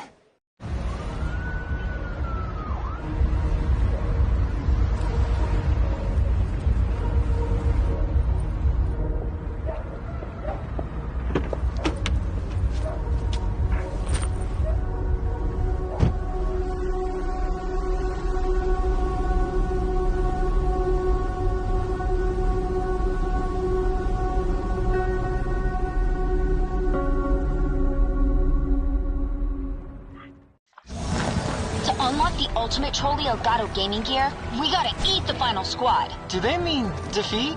No! Eat me! Eat me! Eat me! Where's the E button? Buy Trolley to win the ultimate gaming setup. Can be dangerous. Yeah? At least in my experience. Surely you have not received any advice that might not be 100% effective.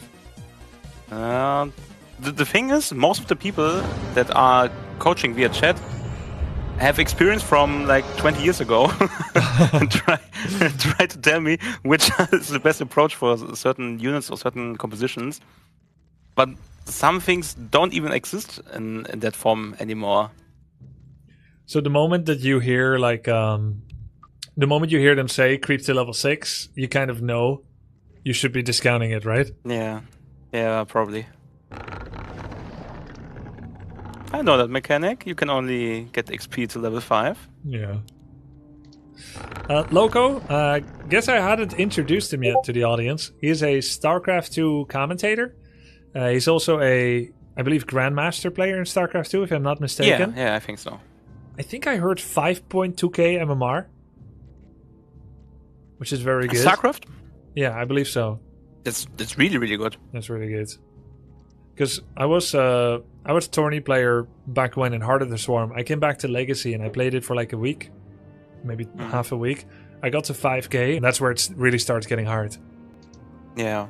I think right now Grandmaster even is around 5k. Ah. So 5.2k might even be so top 150 Grandmaster, I don't know. Very nice. At least a couple of months back, I also started to grind a bit of StarCraft again. And the limit was around 5k for Grandmaster. You've played Age of Empires. Yeah. And going to games. watch the WC3 tourney in the meantime. The best among all the RTS you mean in terms of I guess I'll stop the stream. And how clean everything feels and works, or what are the metrics? Until the servers Let's are say back. 2 metrics. One is the response feel. Thanks for joining, guys. How well the game listens. See you soon. And how well it's